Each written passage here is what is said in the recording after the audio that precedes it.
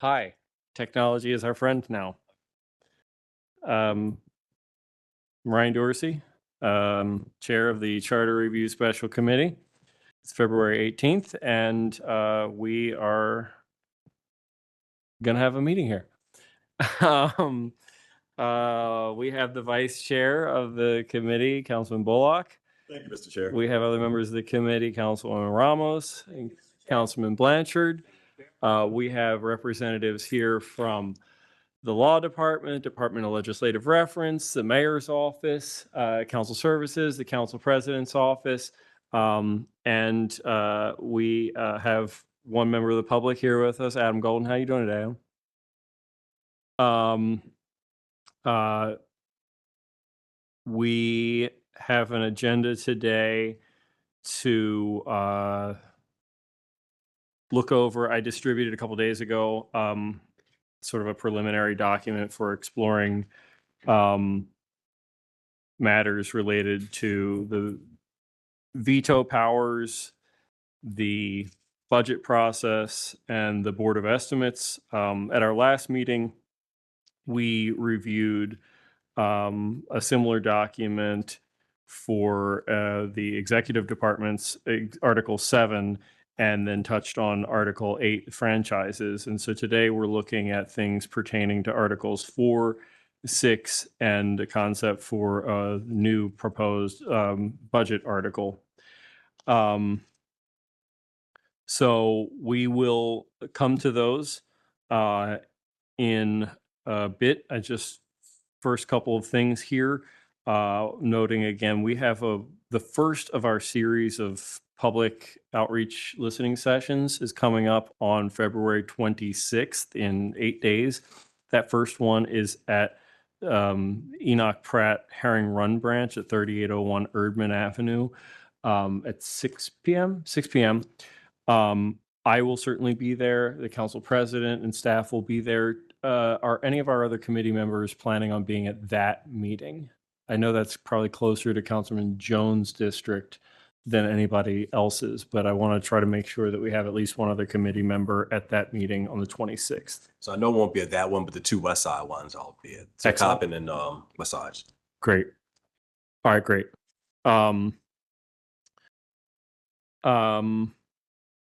We have again in the Mr. Chair, it might be a good idea. I don't know how much coverage y'all are trying to get for each of these, but try to delineate the coverage there. What do you mean? In terms of people, just like plan out who's going to be at what, so that way we're all there. It's a public meeting. It's public advertised, so we can all be there if we want to. But you want to make sure somebody's going to be. I just want to know know if hypothetically we didn't want to all be there for Yeah. each one of them, Yeah, I'm glad that you'll be there for this one. Okay, I mean, I'm happy if it's just a couple of us are there at the minimum. That's all.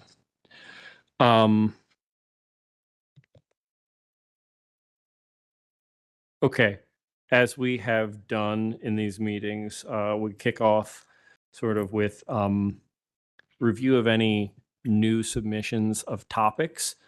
We've had generally we've had a few come in via our dedicated email address in between each of these meetings. I think we had 3 last time. I think we have 6 this time, 6 new submissions for consideration. Many of these have tended to be things that were either outside of what is appropriate charter material or are duplicative of things that we have already considered.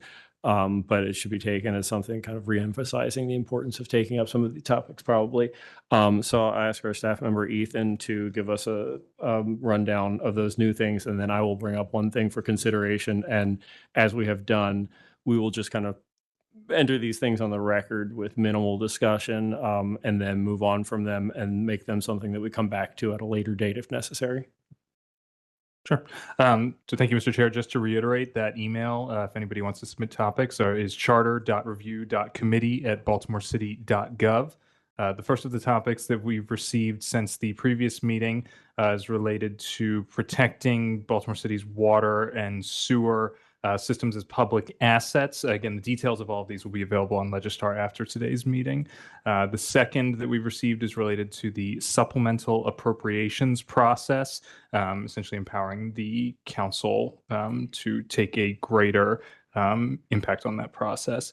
The next is related to the budget process, asking that the budget be initiated by the legislature, abolishing the Board of Estimates, and providing the City Council with robust budget staff. There is a additional submission on that same topic, a third submission on that same topic, and a fourth submission on that same topic. Those 4 submissions are all relatively similar, and again, will be available on Legistar after today's meeting.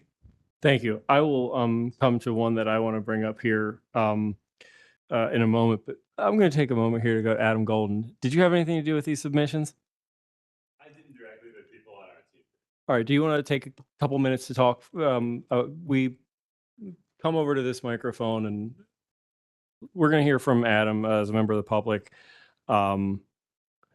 before we go too deep in on other things. Yeah, take a couple minutes and talk to us about what you got going on, Adam. We want to hear you out. Thank you, Councilman. My name is Adam Golden. I'm a resident in Baltimore City. I'm also a public defender here, though I'm here on my individual capacity.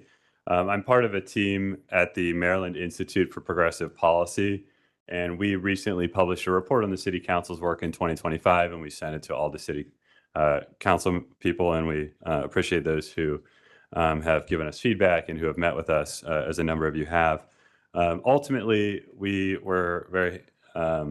thought the council had a very successful 2025, but we thought the council's ability to be fully successful in implementing the change that I think a number of the people on the council want to initiate is limited by the council's limited role in the budget process. So when we heard that this committee was going to be considering changes to the budget process, we wanted to submit some emails to the email and also just kind of bring some clarity to our ideas. So we were the ones who recommended abolishing the Board of Estimates. I think when we reviewed it when it was created all the way back in 1898, the history is clear that this was an attempt to pull the budget making process away from the electorate and this is in the charter they wrote, create a safe and conservative financial environment. We also think that the budget should be initiated by the City Council. As it works right now, it goes through so many hands before it gets to the City Council. The DOF makes a recommendation, BBMR reviews it, then it goes to the mayor and then the Board of Estimates. Before it gets to the City Council, then you'll have 40 days to make amendments, which is not enough time. There was a recent Baltimore Sun article where a number of you gave quotes, and the amount of time was something that was talked about at length. And the third recommendation is to provide the council with professional budget staff. I think it's rare in a separation of powers government to have a legislative body that doesn't have its own budget staff. You look at the federal government, they have the CBO, the General Assembly, they have their own legislative staff who does budget matters for them. But this council doesn't have dedicated budget staff that can help the council make informed decisions about budget amendments. So those are our 3 recommendations. We're hopeful that the council will consider them. We believe that these changes would be more consistent with the American form of government, where you have a federal constitution that gives the Congress the powers of the purse. We also think it would be more democratic. Right now, if I want to have some say about how the budget is going to look, I really need to get to the mayor, which is a difficult thing to do in a city of 600,000 people. My local elected official, my city council person, is really my conduit for accessing the budget process. And right now, if my city council person doesn't have a lot of power on that, then I, as a citizen, don't have a lot of power on that. So I'm grateful for the things the committee is considering. I'm going to hang around and listen to the conversation, and I'm sure people from our team are going to be at these public meetings that y'all are going to have in the next few weeks. Thank you. Thanks. And I do think that the conversation today is going to touch on these points is going to be relevant to some of these interests. So I will bring up the topic of the Inspector General's office. I am really concerned at this point about several things that have come out of the Inspector General's office over the last year that I think indicate a level of oversight that I find sort of lacking in awareness of responsible city interests. I know that I saw things in one particular Inspector General report that I felt were like very well outside of the scope of what is appropriate for the Inspector General to consider or to discuss or investigate in any way. And that the comments that were made in it not only were about something that I felt was inappropriate for the Inspector General to be involved in, but also were of a character and quality that I thought were unprofessional and not the kind of thing that you would do and say if you felt like you were operating within like reasonable constraints. I also think that I'm very concerned about what has come out about this belief that like the city can just waive people's right to attorney-client privilege access. That is like that is higher an order of higher law that like we can't just let go of that and just allow anybody to violate it because they believe it's within the purview of their job. There are plenty of things that I don't have access to as a city council member, and there are well-established standards about cross-sharing of information even between agencies within the same government, and to say nothing of things of a higher standard like protection of juvenile records and protection of attorney-client privilege, and that I would think that an inspector general who felt like they were being adequately overseen would not feel so at liberty to speak out in the way that I've heard. And those are two, I think, really concerning examples. And I know that there was one or two more that left me feeling very much the same.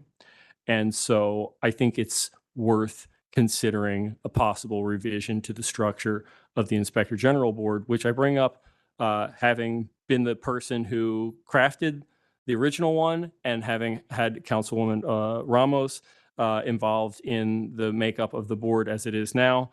And I think it's worth considering whether this is working as intended. And so I put that on the record here as a topic for later consideration of a discussion. Another thing that I'll bring up that it really has been touched on here already, but not really gone deep into because it's, I think, mixed up in the conversation about like what is the future of the Board of Estimates. But as I've given more consideration to this, I really am concerned about the placement of the finance department as part of the executive branch. And I think this speaks somewhat to what Adam was talking about the need for the council to have its own independent budget staffing as a pretty standard model. Like the governor's office, the governor submits a budget and they have staff to help them prepare that budget, but the General Assembly also has their own budgetary analysts and staff. And I do think that there's a possibility of, rather than duplicating these things, that we could have one centralized independent finance office that both the executive and legislative branches could draw on if the finance department were under the controller's office as a middle ground that could be independent and kind of play it straight up and down.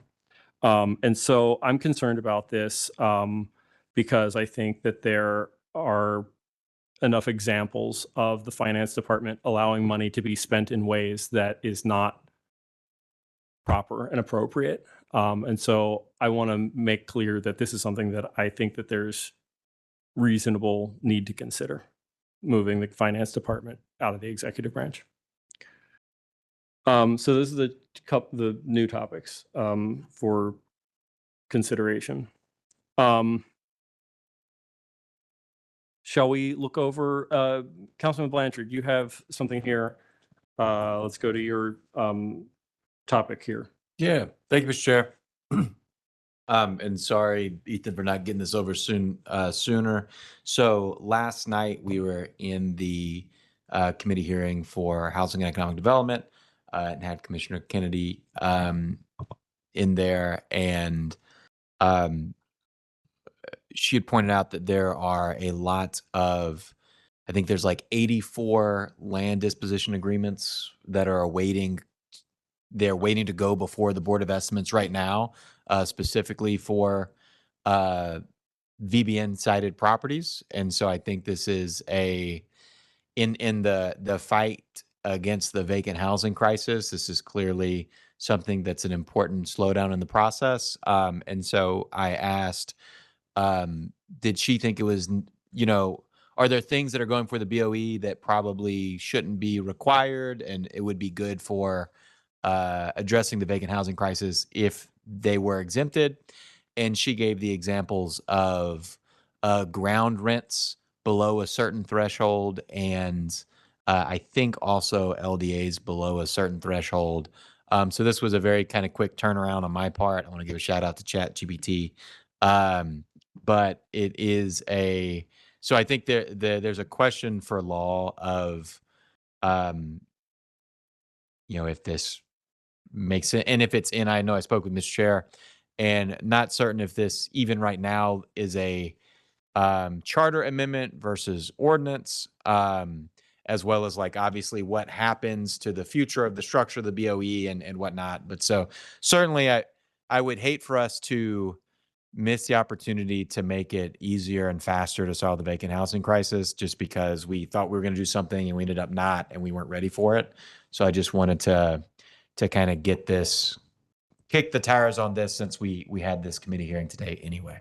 So, Mr. Chair, if I may, I just wanted to add something to this. When we were negotiating the land bank, what we were told by law department, because the land bank would have sold properties without that were land bank and city owned, without having to go through the BOE, and the land bank would have to have an agreement, like a very specific agreement with BOE, because it was only the BOE that's allowed to sell properties. Then, so if we did it this way without changing the makeup of the BOE, DHCD or whoever the entity is that's going to sell properties would just have to have a resolution passed by the BOE that allows them to do this, is what we were advised at the time. But that's based on the current makeup of and authority to the BOE as the governing body that is the authority from the state tax code. So if we go in the direction of eliminating the BOE, then that's a completely different conversation.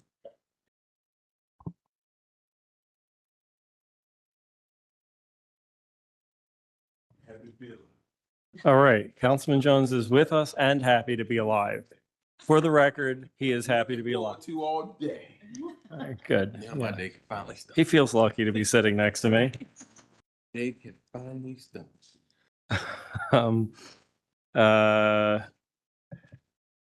We didn't miss anything. We were just setting the world on fire here. Aaron DeGraff, Renee, how are you doing today? Good.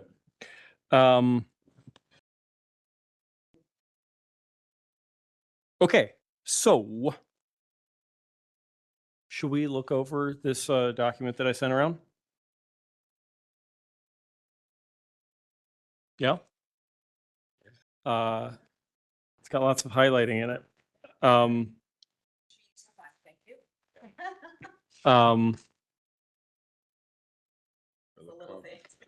It's the little things. From the last meeting. Councilman Blanchard said last meeting, he said, "Can we get into the meat of things, please?" And I said, "It's coming, man."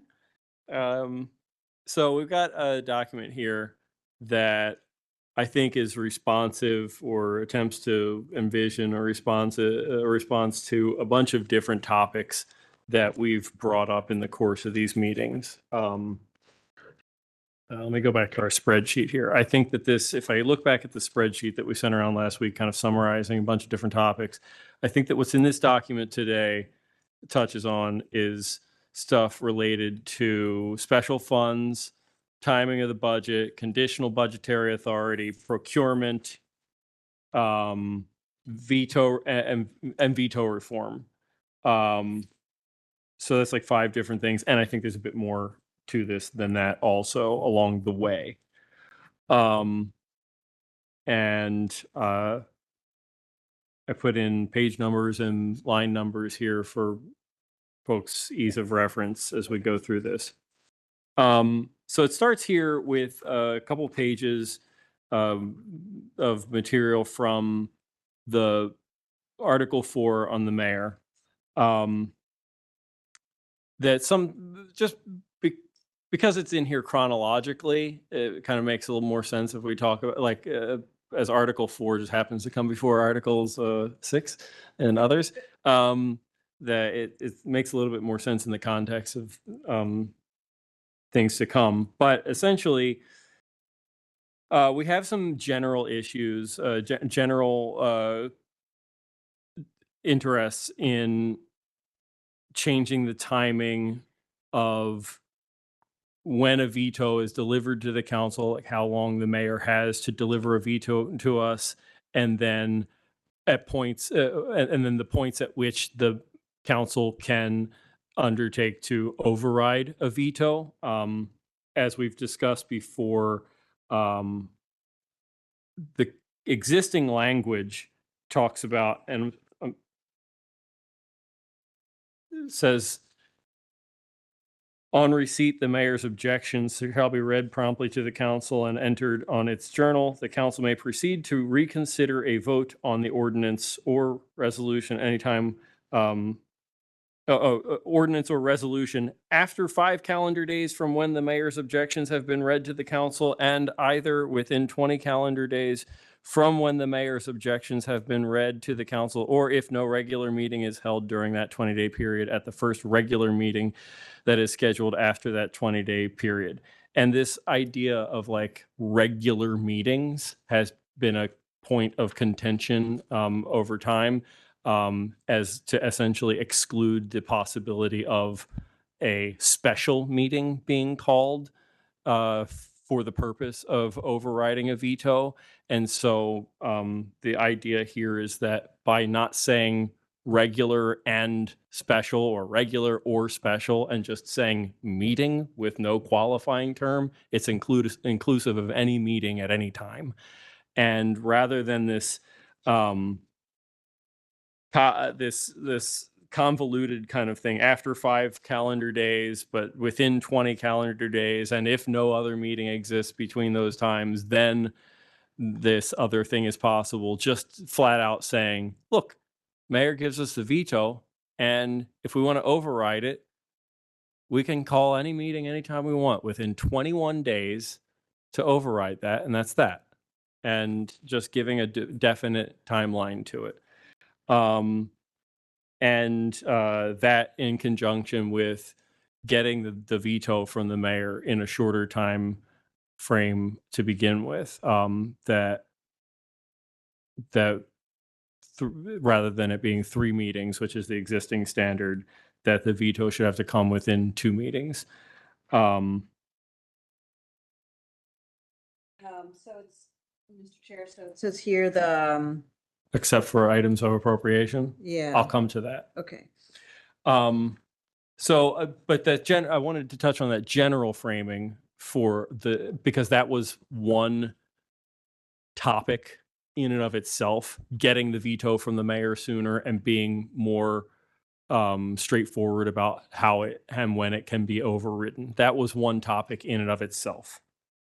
Interspersed into the language pertaining to that is this other topic or a component of another topic that relates specifically to the budget. Right. And because, as Adam noted in his comments, we only have 40 days under the current charter to consider the budget. And one of the topics we had was to give the council more time with the budget. And if we go to this proposed budget article, let's just jump ahead here and then we can come back. If we look at page 5 of this document, the first line of page 5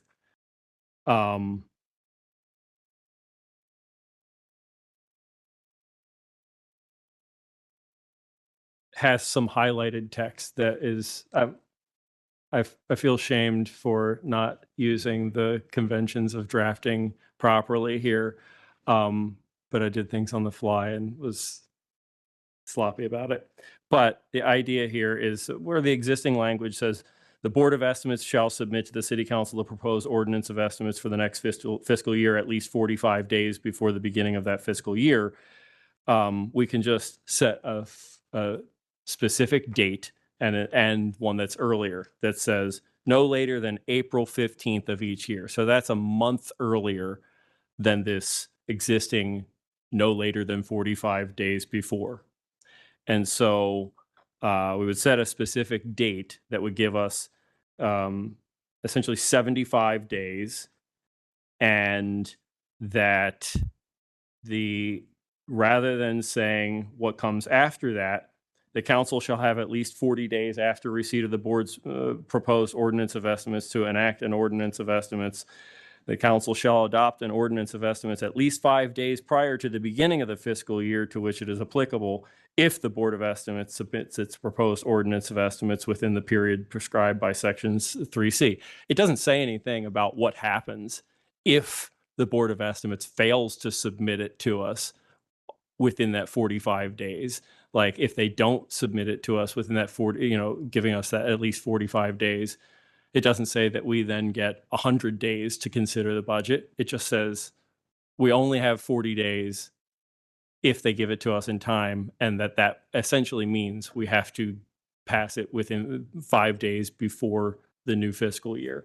And so rather than having all of that in there, we can just simply say the council shall adopt the ordinance of estimate at least 5 days prior to the beginning of the fiscal year to which it is applicable. And in effect, that means that with the earlier date of delivery, April 15th, we would have 70 days to review the budget. And if we go back to page 1 of this document and say, a veto of items of appropriation shall be delivered to the council within 3 calendar days. What that means is that if we pass the budget 5 days before the new fiscal year, the mayor has 3 days to exercise his line item veto over what was his budget in the first place. And then we have 2 days in which to call a meeting, a special meeting, whatever, a meeting, if we want to override that veto. But it also means that if we pass the budget 10 days before the new fiscal year, the mayor gets his 3 days and we have 7 days and so forth. The earlier we pass the budget, the longer we have to consider an override of a veto if one is delivered to us. And we're carving out more space overall by getting the budget to us April 15th instead of essentially May 15th. And so I think that altogether is responsive to the idea of getting the budget earlier and what happens when we're in this pinch of the end of the budget cycle, where like if the mayor right now, if the mayor exercises his veto power, we have no recourse. There is effectively no means for the city council to override that veto. And that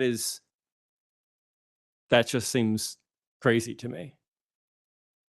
Councilman Ramos. Mr. Chair, I like this a lot, and I'm glad that you put in consideration for the budget because we hadn't had that before. So, you know, I don't know when we're voting, but I like this. But what I wanted to bring up was, I think we need to back up even further first, because in talking with BBMR, it's hard for them to get us the budget April 15th because they have to get a preliminary budget to the Board of Estimates first. Right.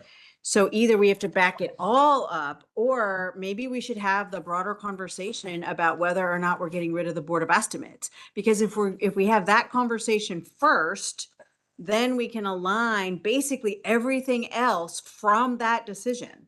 There's two ways to skin this cat. One is, yeah, we eliminate the Board of Estimates and the budget becomes the mayor's budget instead of this, The Board of Estimates budget. but Right. which is kind of convoluted in the first place. Correct. It just becomes the mayor's budget and the mayor just submits the budget to the council. And that takes care of that extra padding of time. Or even if we don't do that, that padding of time is not expressed in specific ways in ways specific to the end of the fiscal year.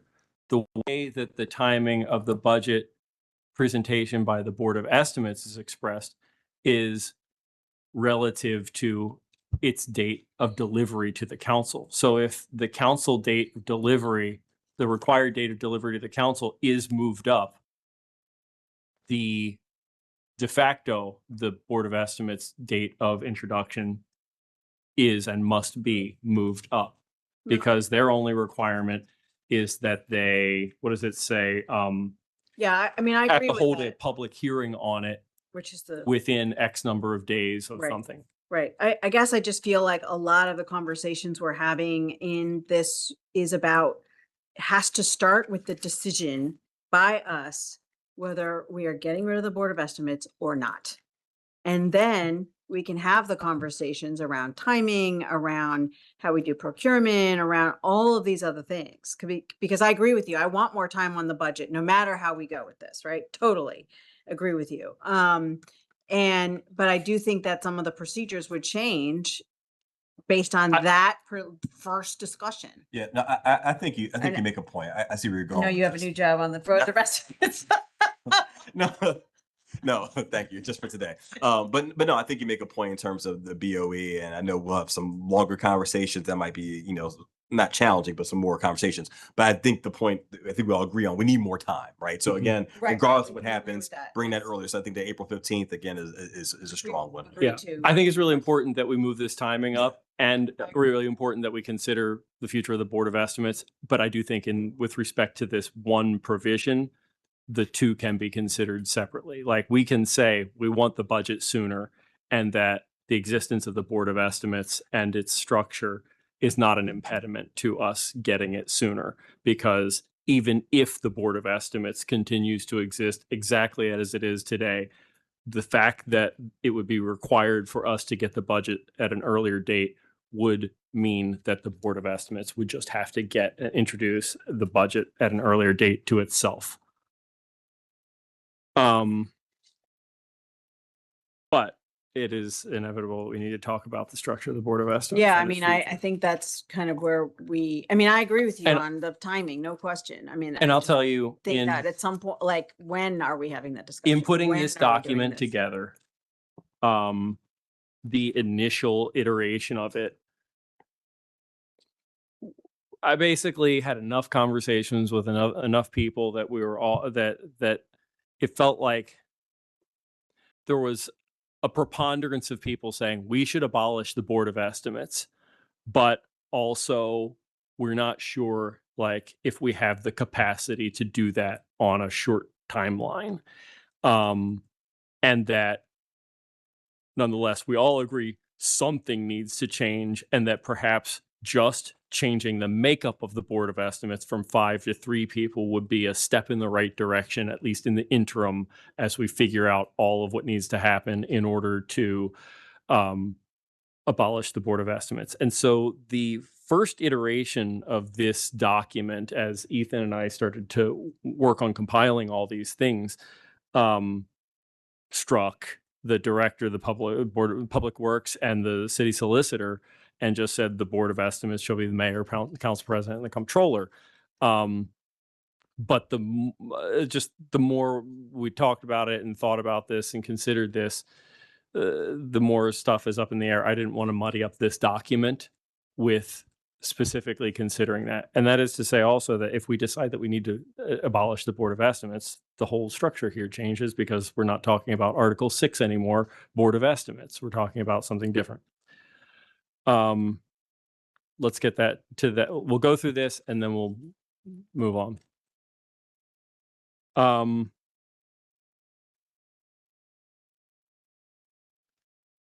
This Board of Estimates article is is incredibly short relative to what's in the Board of Estimates article today. And so I want to talk about what's in the Board of Estimates article today as a way of introduction to the structure of this document.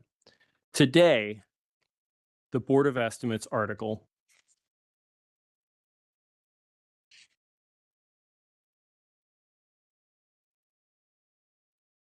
begins with the makeup of the Board of Estimates and a couple of basic statements that are the same here in section 1A. And its how its meetings are conducted in 1B is the same, and the representatives that may step in 1C. All of that's the same. Section 2 goes into the powers and duties of the board. And it says in very broad language, I'm looking at the charter, Article 6, page 1. It's 157, sorry, in the charter.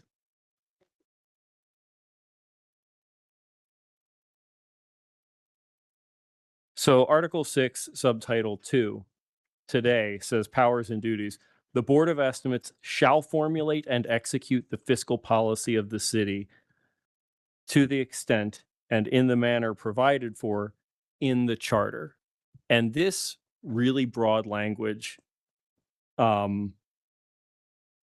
coincides or interacts with a bunch of different things. And the fact that it says in the manner provided for in the charter leaves a lot of room to say the city council can have nothing to do with policy making related to how the city manages its money or conducts procurement or anything at all. It just like reserves a lot of if not all of the power for anything that could be construed as formulating and executing the fiscal policy of the city entirely for the Board of Estimates, leaving no room elsewhere. And that seemed to me to be one of these things that could be better expressed through more pointed expressions of authority, powers and duties, rather than like a sweeping statement that's open to a lot of interpretation. And then the next part, and this whole expression of powers and duties is just 2 sentences.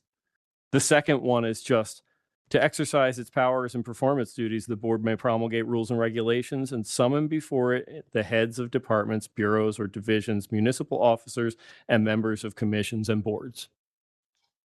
And so it just seemed to me to make sense to have like a more pointed expression of powers and duties.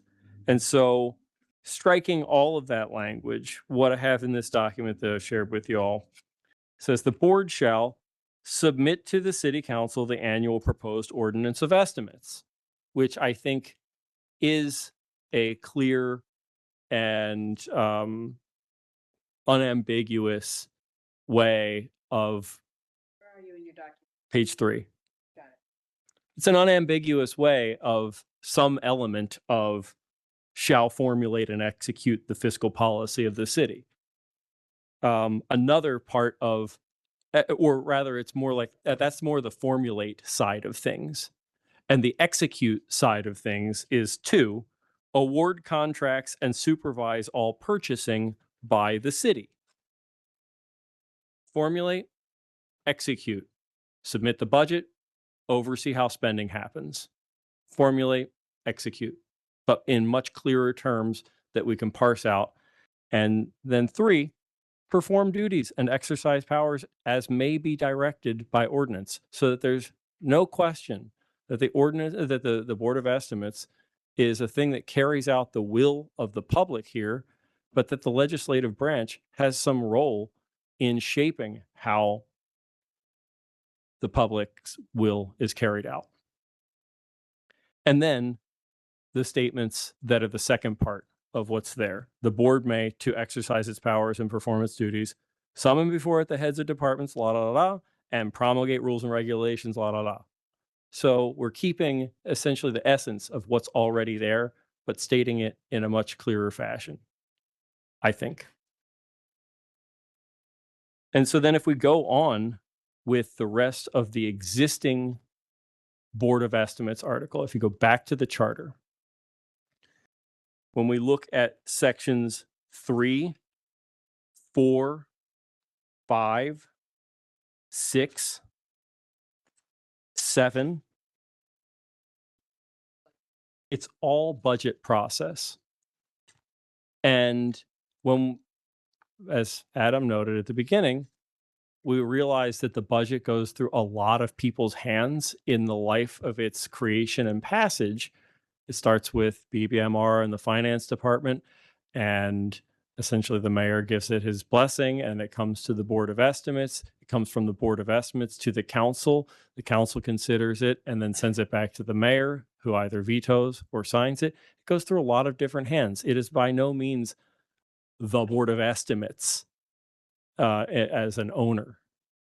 It's all of ours. It is the city's annual ordinance of estimates. And so its process doesn't really belong in the Board of Estimates article. It belongs in an article of its own, which are the next several and the rest of the document that I put forth here. Before we come back to that, I'll just note that as we get beyond these things that are related to the budget process in the BOE article, we get to procurement, subtitle 11, which is highly administrative and legislative. So starting from page 167 up through 171 is all procurement stuff that even the mayor's office has suggested needs to come out, and is a hindrance to us having more flexible and updated procurement processes. And then further, section 12 is again very legislative and regulatory in its nature. And then subtitles 13 through 18 are, if I come back to our trusty Vic Tervala document, he puts it well, I think.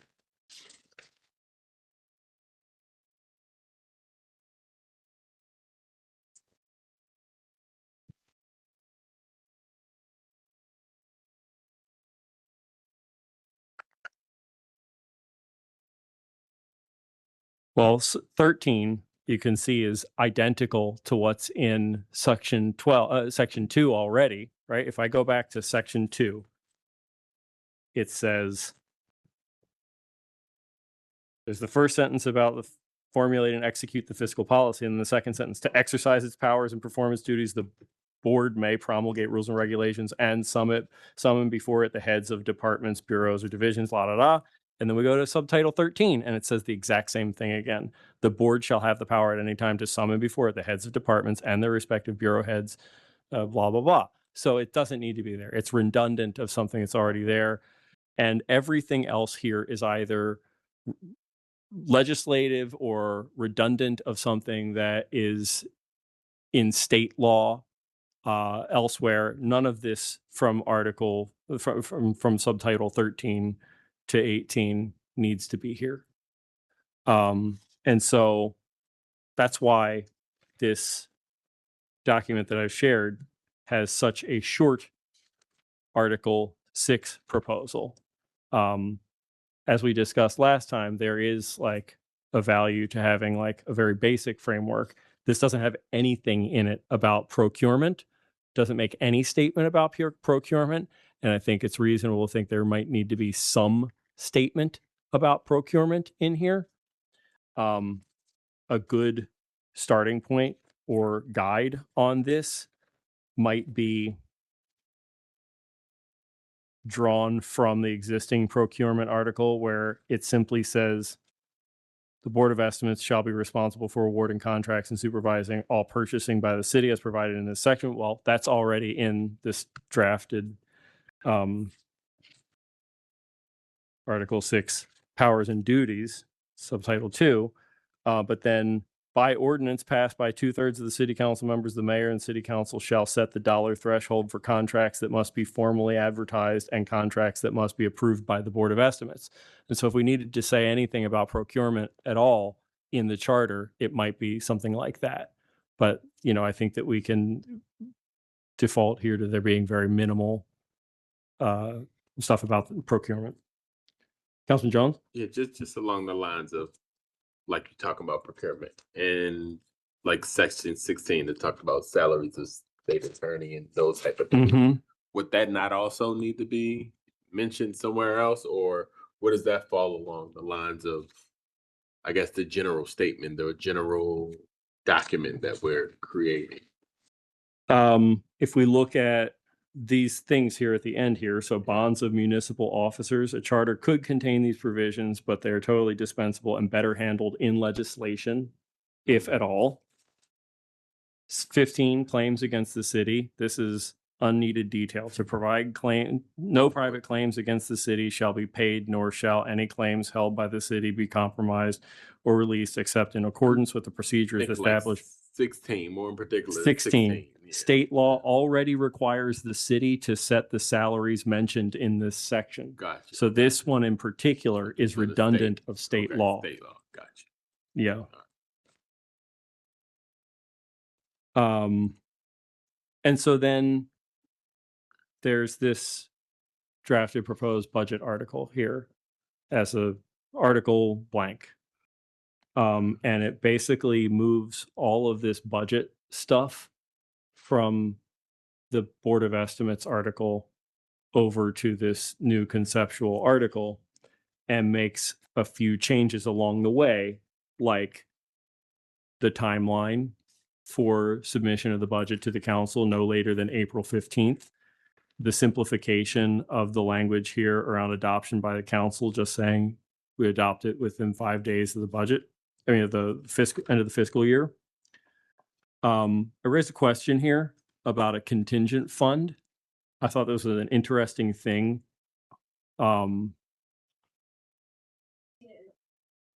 We've seen it in the budget books every year that they put a contingency fund. I don't think it's the same thing. I think it is. I think that's when we asked about it, it was, they need to put a contingency fund of $1 million based on what the charter says. So maybe they don't spend it, I don't think. No, I don't They think so don't spend either. it in the way. And I talked to Laura Larson about this. And they they don't have to include it, right? It says the budget may include a sum up to $1 million. And my first question is like, is that a meaningful number in 2025? Well, and here's why it's in here.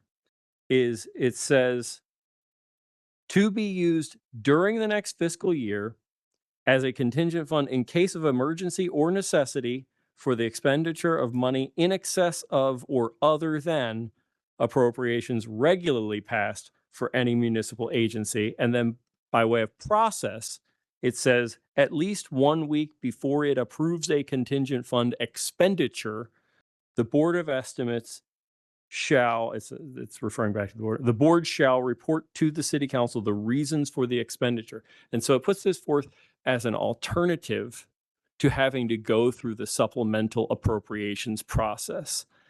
And only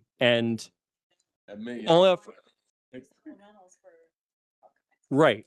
And so it's it raised an interesting concern and question for me, because one of the other things that we've talked about as a topic are these year-end closeout supplementals, that we get these ordinances introduced to move money from one agency to another when the receiving agency has already been given the money and already spent the money months earlier. It really makes a glaring issue the fact that the charter says plainly you can't spend money that hasn't been appropriated by ordinance. And in effect, if you want to be able to spend more money in an agency than what was appropriated to it, you have to do the supplemental before they spend the money, not after. And it to me, it raised the question about, like, if this contingent fund weren't limited to this essentially meaningless amount of $1 million, and it were something that could be more meaningful in size, could that be a middle ground where we say, look, this contingent fund can be bigger. There's no reason for there to be a cap set in the charter in the first place. We have the whole budget process. The mayor's office can propose that it's an astronomical amount, and we can cut it down if we want. But if we have a meaningful budget process that takes this into account, we can say, look, we've created this contingent fund for overages so that you don't have to go through all of the effort of the supplemental fund, the supplemental appropriation, just to be able to spend a little extra money in an agency that needs it. But like, we'll give you this money and allow you to do this by just at least 1 week before it approves contingent fund expenditure, the board shall report to the city council the reasons for the expenditure. But you can't keep spending money that wasn't appropriated and asking us to pass a supplemental after the fact. And so to me, it created this thing that could be a point of, I don't know, consideration. Zach? I like this idea. Yeah. I like the idea of this does seem like a good middle ground to me. If they use this process, we remove the cap, it becomes the assumption that the Board of Estimates would do this instead of what they've been doing with the year-end supplementals. That Yeah. seems I interesting. didn't hear you say that we would designate a dollar amount. I'm saying that it doesn't need to be, and there doesn't need to be a designated dollar amount. We could take out the dollar amount entirely and then simply use the ordinance of estimates process of annually determining what is an appropriate amount. It doesn't have to be fixed in the charter. Oh, I see what you're saying. Well, I'm a little torn here because I think the supplemental process allows for the spending of money to be transparent. Mhm. It is a problem that it is after the fact, no question about it.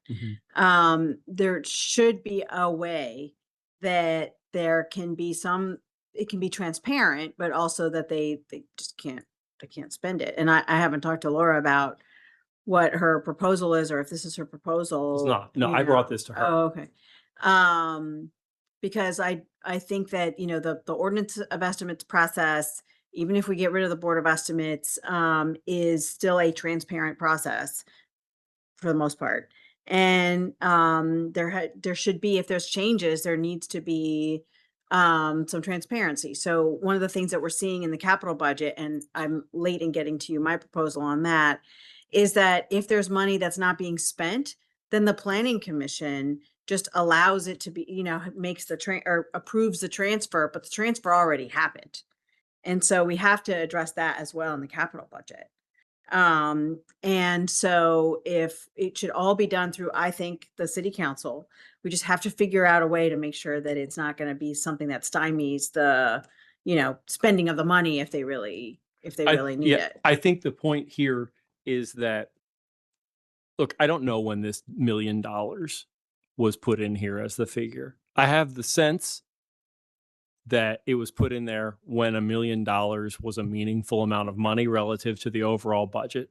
And I think that it's reasonable that this be approached as something like, what is a percentage of the overall budget? Or what is a percentage of the general fund budget? What is a percentage of something that we can reasonably say, look, the ordinance of estimates is an estimate, and that like there is some level of approximation in any estimate, and it's reasonable to think maybe it's going to need to be a little bit, it's going to turn out a little bit under, as much as likely as it's going to, the needs are going to turn out to be a little bit over.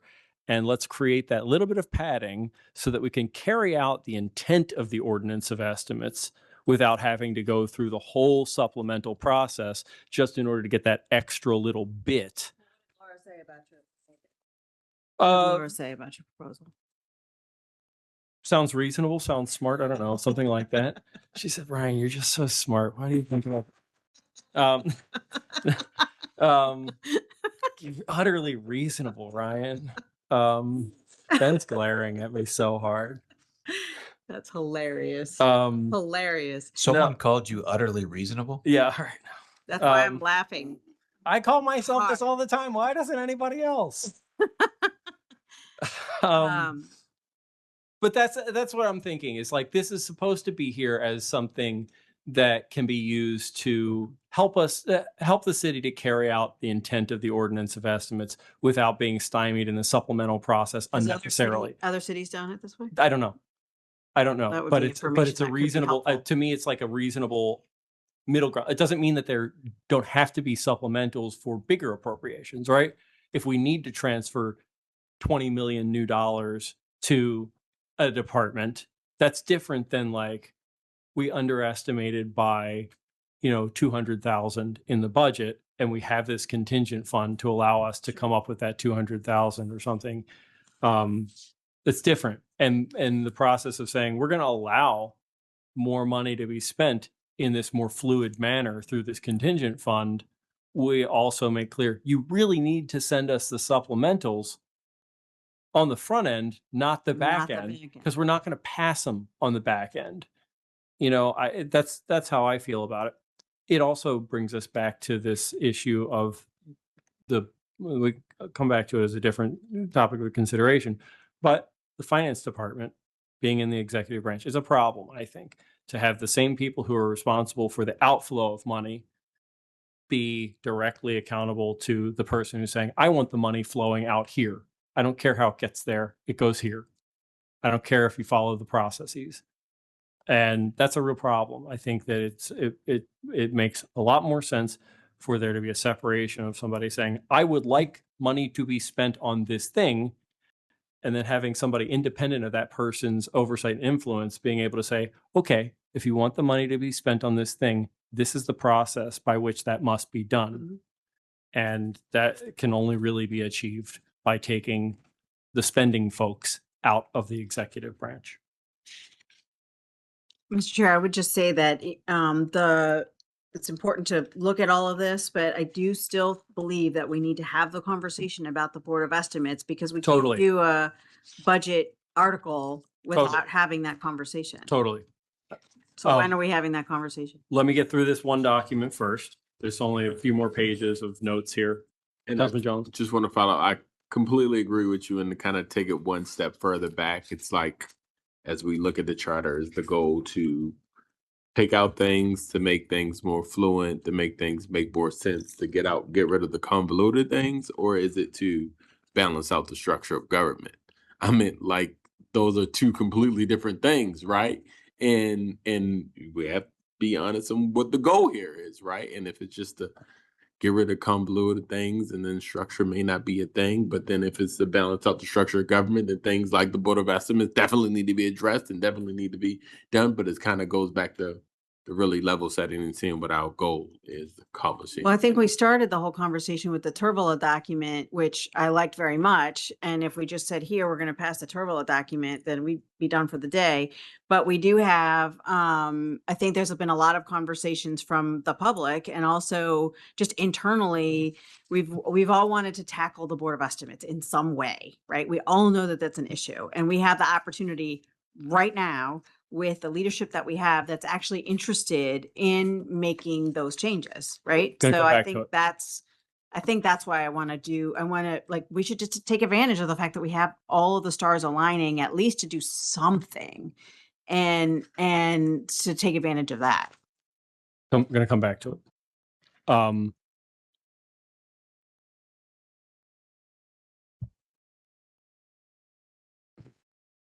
Okay, going on here. Everything here about budget process is just being carried over from the Board of Estimates article to a budget article. Page 9 adds in section 7, subtitle 7, section 2. It talks about,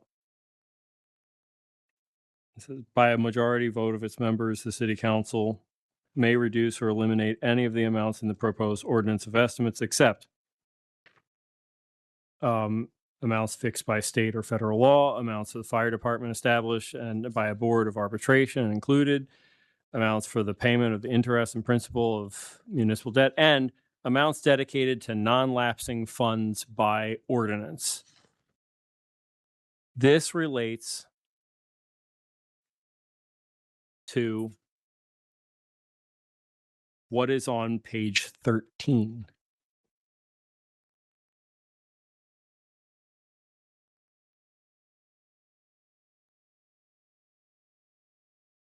Where it says any balance remaining in the fund, starting on line 11, any balance remaining in the fund of the water, sanitary, wastewater, or stormwater utility, or dedicated to any other non-lapsing fund by ordinance shall remain to the credit of that utility. And an estimate of the balance shall be included in that fund's budget for the next year. So it's talking about non-lapsing funds again.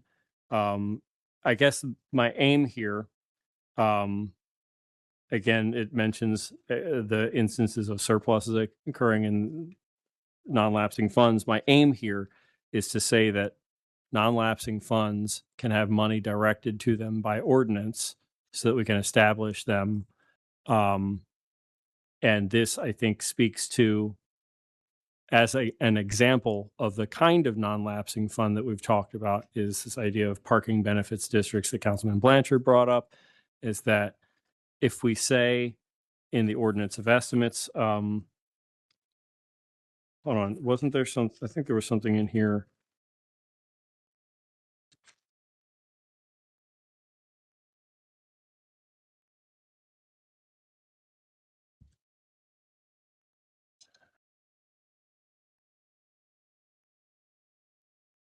We still have to establish the funds. Like you can reference. Well, the that- idea is that the establishment of the fund and its direction can all be in one fell swoop. If we say that Right, there but we have is, to put in the there i- charter that we are, we don't necessarily, no, we don't. we don't if- need to no, do the that. We idea don't need to here- say like now. The I mean, idea or- here is I'm that sorry. if we, You're right, we could eliminate whatever it says. We don't have to add it. We have to eliminate the part of the charter that says we have to establish non-lapsing funds by the charter. It's that any money reverts back to the general fund. That's the language that has, I think, come into play that requires the non-lapsing funds to be an ordinance now. But yes, you could get rid of that language. You mean a charter amendment? Uh-huh. Yeah. To get rid of that language. Okay. yeah, got it. by saying that the money doesn't revert to the general fund, it stays in its place. But that non-lapsing funds have to be created by ordinance, right? Yeah, it allows that money, you can put in an ordinance that says like there is a parking benefits district that encompasses this general area, and X% of parking revenues from this general area shall be appropriated to this entity to spend that money. And that by the fact that that ordinance directs that a certain source of funds goes to a certain place, we say that then that money can't be cut from the budget. That's what this Yeah. section 9 Just is. a reminder that we have to then move all of the already established non-lapsing funds into code. We don't necessarily. There's no conflict with them staying in the charter. Ben is rubbing his brow at me. No, because what I don't want to have happen is that we put this in and then the Affordable Housing Trust Fund is moot. You know what I mean? It exists. Yeah. It does this- exist, as does its funding source, a funding source by ordinance. Yeah. It doesn't cease to exist.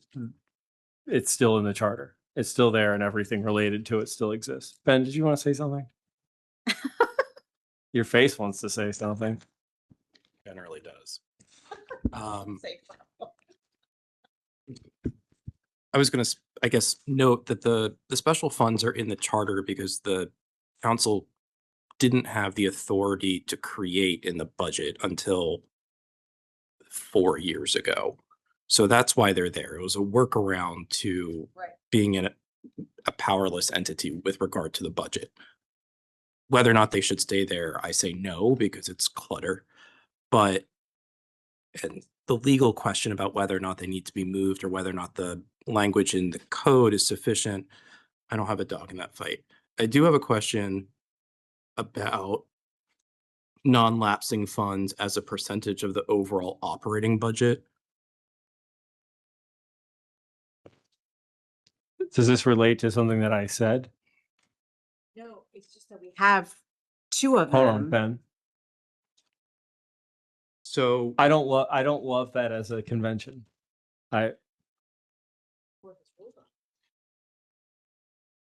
so in one Hold on. in one section, you're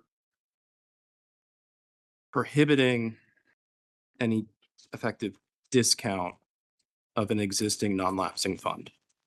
And then on page 13, you're saying that any balance remaining is not going to revert back to the general fund. Mhm. In a different section, you're saying, What other? sorry, section? on the top of page 10, you're striking.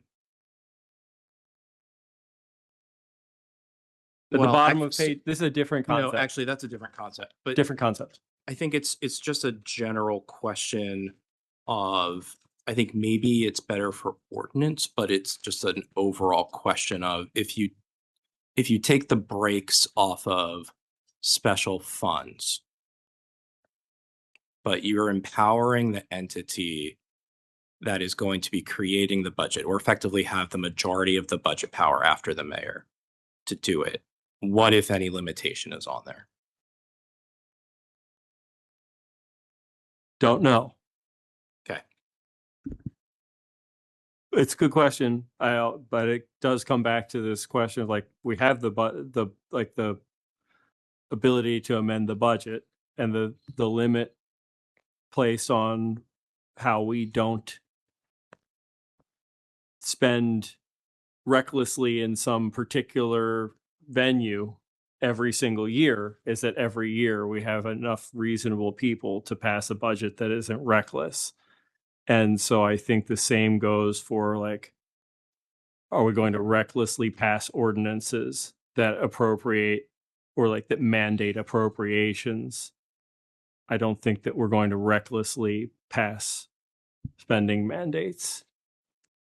But I do recognize that it's a bad practice to lop off chunks of the overall budget for. I mean, if things. you remember, I guess O'Malley and the Transportation Trust Fund at the state level, Mhm. there's also like some conversation of, well, it's protected until it isn't, which I Mhm. understand the charter is trying to prevent that, or this edit would, but Mhm. there is no sacred cow, and this is, it's like single issue voting Yeah. by way of budget. Yeah. So just putting it out there. If I can, I'll make a brief point about, I think, a potential virtue of non-lapsing funds, and then I've got a question for Ben. And I'll use the parking benefits district because It's a good I example. think it's, yeah. Simple and, to understand. And it's the reason, something that I think is actually great policy related to the parking benefits district, and could be, we could see this more broadly, is it allows you to tie a revenue stream to an expenditure in a way that I think is like generally good policy. You're saying, all right, we're going to raise money from this thing and put it to this thing, and we're guaranteeing that we're going to connect this to that in a way that I think is it's important to have that policy power. And politically, I think it's also just like very intuitive to voters. So I think I'll just kind of make that support for the virtue of non-lapsing funds. But one thing for Ben, and this is not pushing back, I'm trying to, this kind of sounds, and I know you wouldn't care if I was, but your concern there kind of just sounds to me like we kind of hear an argument of like, well, if we gave the council the power to do this, they may do some stupid thing with it. And is there a difference between, am I missing some aspect of that? Like, is there a sort of unique risk with non-lapsing funds besides just kind of giving the council the influence over the budget? I think it's a policy question for the council to answer in an evaluation of the totality of the budget, of the monies that are collected as revenue. Let's just exclusively say of property tax. Of the 100% of dollars that we collect, let's arbitrarily say that 60% of those dollars are committed to particular services that are required by some sort of formula, be it education or some sort of service mandate in the charter or the code. Let's say picking up recycling or Debt service. Yes, that was the next step. There's a question about what actual percent of the budget is actually being moved around during the budget period, and whether the council elects to put money in a particular reserve account, which is what these are, for a particular purpose, is just a policy choice. And I'm just raising it as something to think about. And I think there are any number of times that either the executive or the legislature puts kind of internal brakes on their own processes to at least remind themselves that these things do exist. And I think going back to the question of kind of independent budget counsel or advice, those people would be there with institutional knowledge to say, oh, if you increase this by 3 cents, that leaves you with only X amount of dollars to allocate elsewhere. But I'll go back and say, again, it is a policy choice. Okay.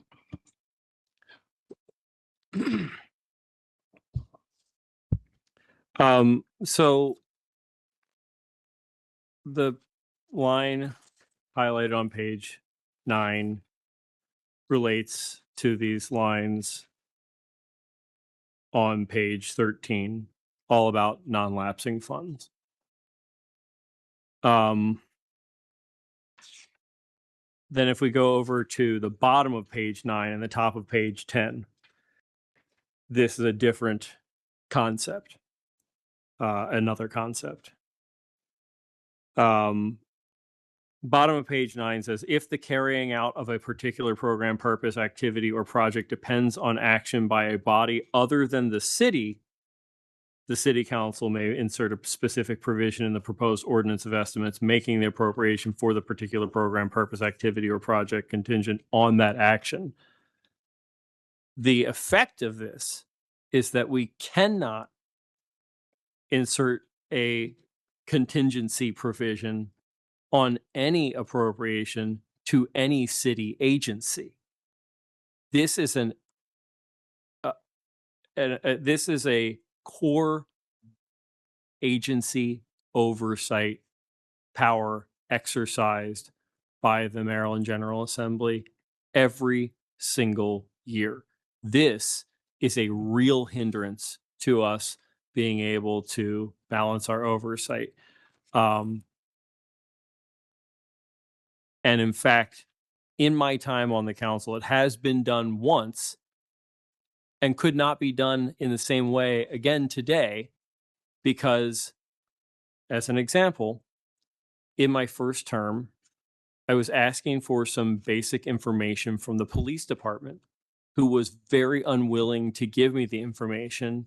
And then once they gave it to me in any form, it was not entirely what I was asking for, and not in the form that they were that I was asking for. I learned later on that there was just an internal directive not to be cooperative with me and to willfully deny that they could give it to me in the format that I had requested, even though what they were doing was taking that spreadsheet that I asked for and turning it into a PDF so that I couldn't have a searchable spreadsheet to make my life harder.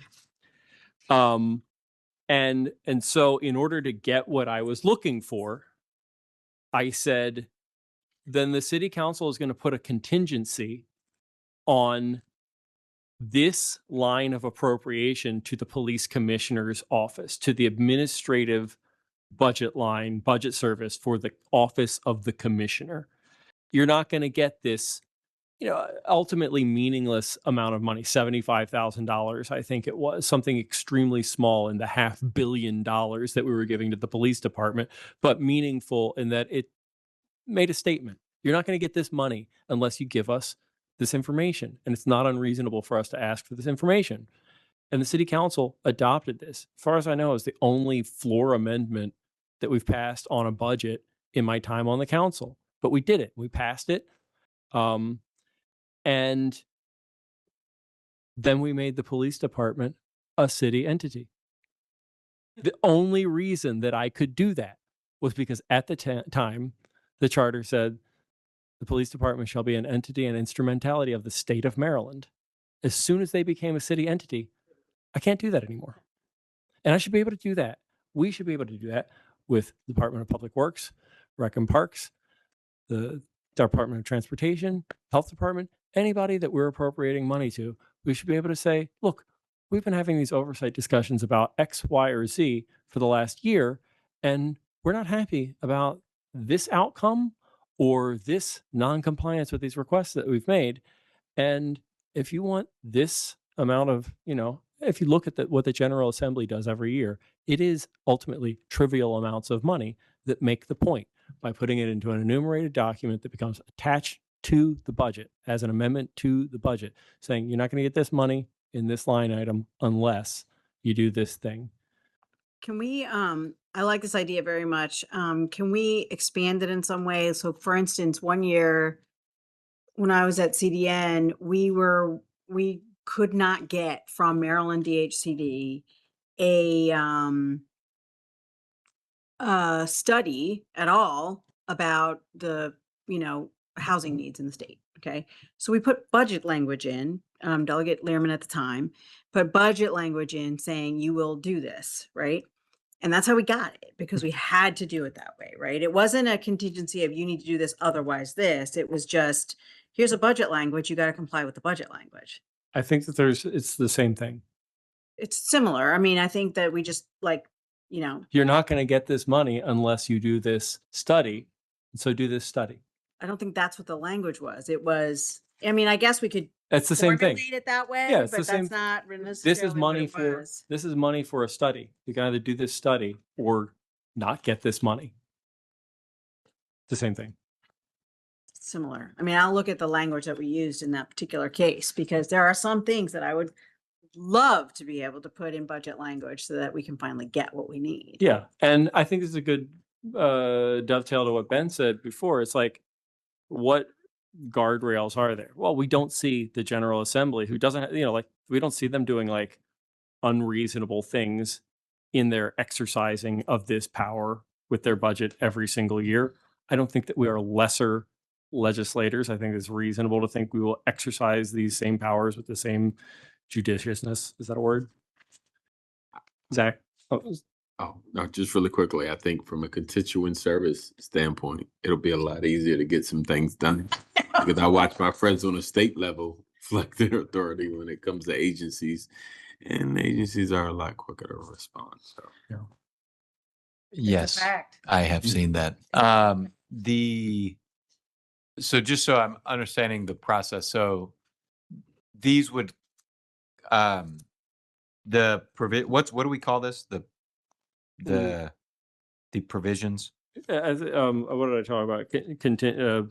Budgetary contingencies. Okay. That's not- contingency is not. Conditional budget. Conditional, okay. Yeah, conditional budget. So this would come in as so a council member would introduce an amendment, which would then have to pass Yeah. and it would either be needed to be done through the budget committee or introduced on the floor Yeah. on second If you look reader, at basically. how this works with the General Assembly every year, there's a document that compiles all of this stuff and it gets passed as a single amendment. Yeah. I mean, I think that that's a pretty good protection against someone doing something that a member Right. limiting the budget in a way that would not be of interest, is because it would have to get the votes on the council Right. to Oh, yeah. yeah. So if someone was doing something, I could imagine, a colleague doing something that would not be generally popular with the council, but then it wouldn't pass the council, so we wouldn't have to worry about it. So, Yeah. Yeah. So then over on page 12, there's a counterpart to this where it talks about uses of appropriation following the passage of the ordinance of estimates and the enactment of the revenue measures necessary to achieve a balance between expected revenues and anticipated expenditures for the next fiscal year, except as may be conditional under 7B3 of this article, referring back to what we were just talking about. The sums contained in the ordinance of estimates shall, after the beginning of the fiscal year to which is applicable, be and become appropriated for the purposes therein named. And so it's just saying that, like, there are some conditions that can be expressed. Councilman Jones, did you have something? hey, just in the spirit of collaboration, I feel like if the authority that exists, majority of the time we probably wouldn't even need to use it. But the fact you are able to do it will create a level of cooperation I think we all would be excited about. That's very Then- trusting. Well, I mean, I can see some scenarios where there could be some other things that we need to deal with, but this provision is really also about like making sure that it's a balanced budget. And so we would just need, your contingency isn't that we're adding money or moving money around. We're just saying like, you want to, You're constraining funds for a specific purpose, basically. that already exists. So we're not adding anything because we have to. Look, there's nothing to say that it can't be combined. Like it can occur in conjunction with, like, this agency's got this much money. I want them to be able to do this study. They say that they can't do it within this budget without cutting some other thing that they're going to do. So I'm going to appropriate, we're going to amend the budget to take this amount of money from this other place to put it here, but it is for this For that purpose and cannot be used unless for that purpose. So there's nothing to say that we can't combine it with our other budgetary powers. Well, that makes sense. I just want to make sure that we're putting it, it is very clear that no matter what we end up doing with these conditional, whatever we're calling them, we have to pass a balanced budget. Yeah. And then the last thing in here is about salaries. If you notice on page 14, I have in this like bracketed text asking, can everything below this just be removed? And that's consulted with Jeff on this, and he noted that the provision on page 14, lines 7 through 9 really needed to stay in, but that everything else is essentially legislative in nature, so doesn't need to be there. So this section Mr. 10 salaries just says that in preparing the ordinance of estimates, the Board of Estimates may increase or decrease the salaries of all municipal officers except elected officials and the appointed municipal officers who serve as members of the Board of Estimates. And then lines 7 through 9 say about interim increases or decreases. The mayor and city council may by ordinance increase or decrease the salaries of the appointed municipal officers who serve as the members of the Board of Estimates. And so that really is only referring to the director, the director, Department of Public Works, and the city solicitor.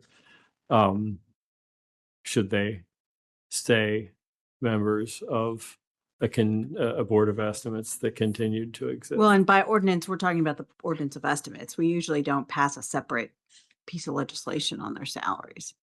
The salaries are added to the budget.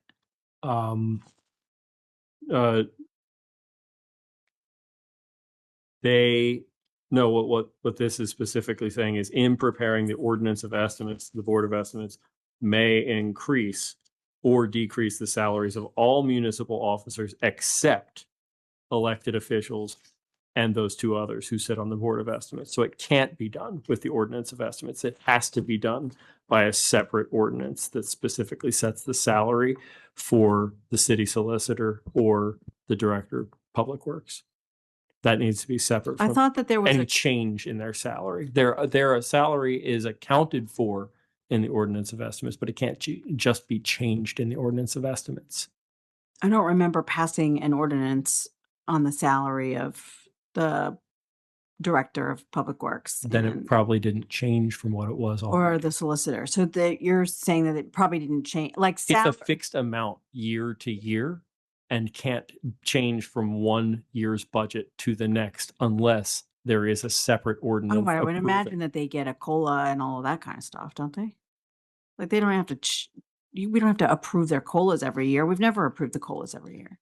I'd have to, I don't know if there's some other separate language that accounts for a COLA.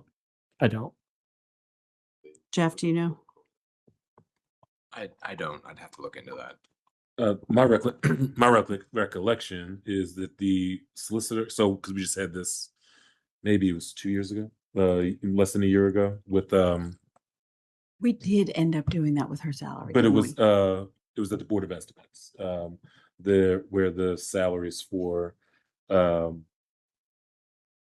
the administrator, solicitor, fire chief, I believe, and the police chief, and they were all just done as contracts at the Board of Estimates, and they didn't require council action. Right, So but what it gets- this is saying is that the people who actually serve on the Board of Estimates, right? Right. The solicitor serves on the Board of Estimates. Right.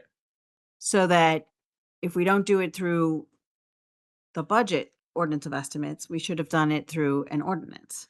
And so what I'm saying is that as the contracts were approved at the Board of Estimates, like you said originally, it was, those amounts are then included in the ordinance of estimates every Okay, year. so I was right. Right. See, I Thank love you. it when I'm right. So that it does actually happen in the ordinance In of the ordinance of estimates. Right. Okay. And then the other piece though is also on the elected officials salaries, right? So there's I don't know if we're going to get to this later, but there's a commission that is supposed to be convened before the end of every term, which did not happen last term, to review the salaries of the mayor, city council president, comptroller, and the council members. And so that would be that's separate because that doesn't happen during the board. I mean, it would eventually, but that commission is supposed to come together to do that. Right. But it didn't last year. So last term. So what is? It didn't. Like nobody did it. Mhm. And I didn't notice until later. Established in the chart. We get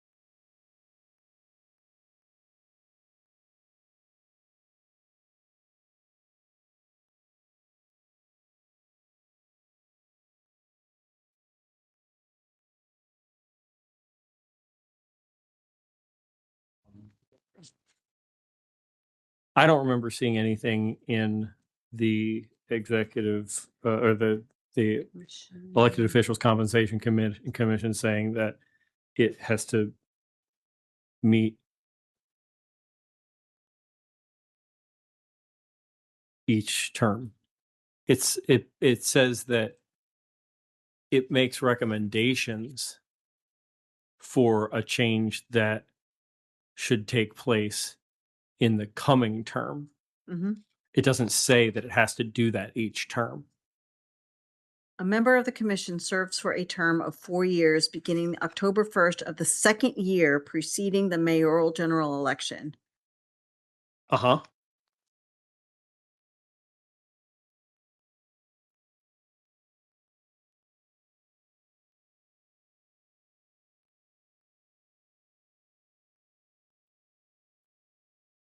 It's my Commission shall submit to the President City Council its recommendations on or before October 1st of the year preceding the mayoral election. right. So basically, they're established. If they're going to do anything at all, then that's their time frame. Mhm. But if they're not going to do anything, It says shall. Doesn't say may. It says shall. when it makes recommendations, yeah, but it doesn't say that they have to make a recommendation. But I mean, I'm just saying that it didn't happen last term. So And at least to clarify on the city solicitor and director of public works, I quickly looked on Legistar. There was council bill, last one I found was 160703 that set the interim salaries for city solicitor and director of public works.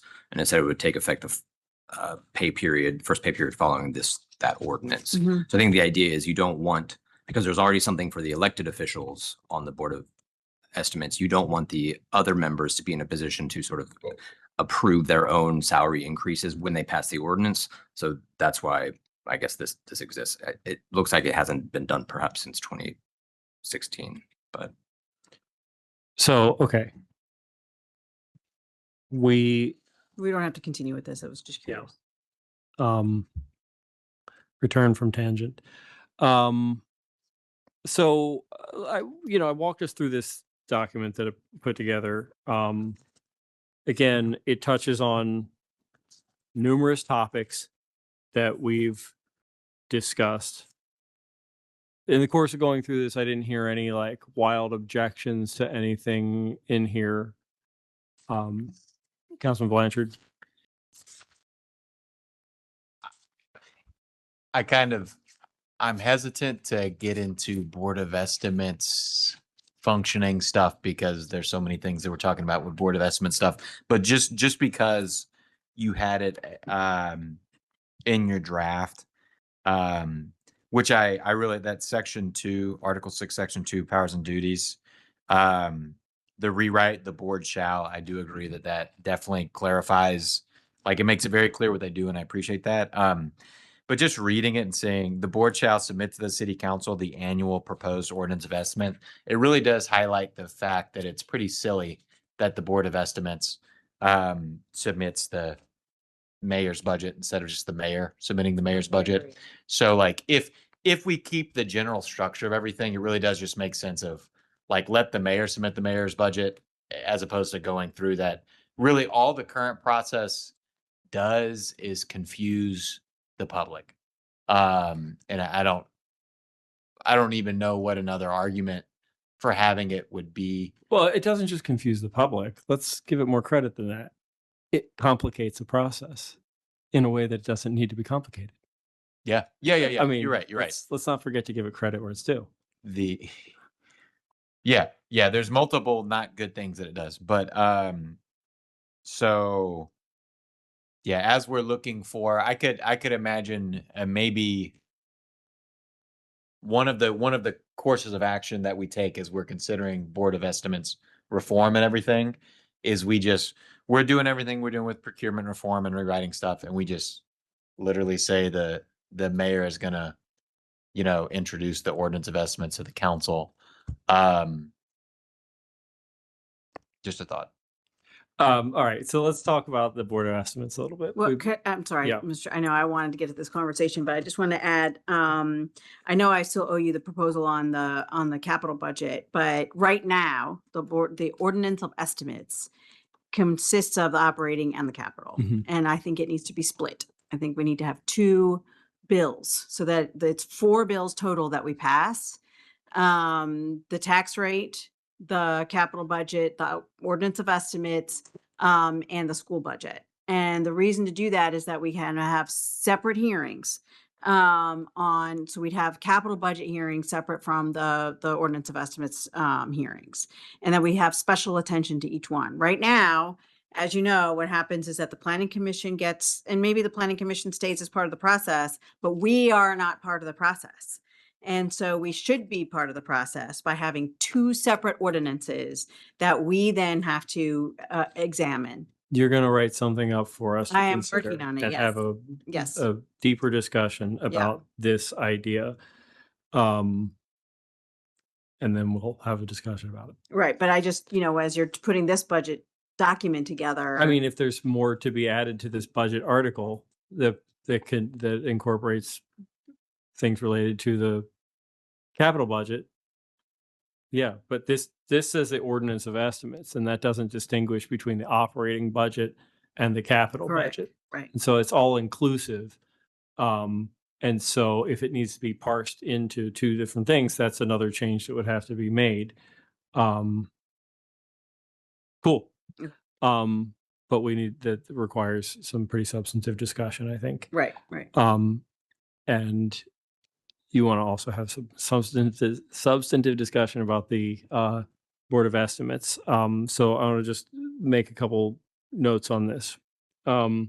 One is Ben is having heart palpitations daily because of the conversation about what we want to do about the Board of Estimates, because it's a major undertaking beyond just the physical drafting effort. There's a huge intellectual kind of endeavor that needs to be undertaken here.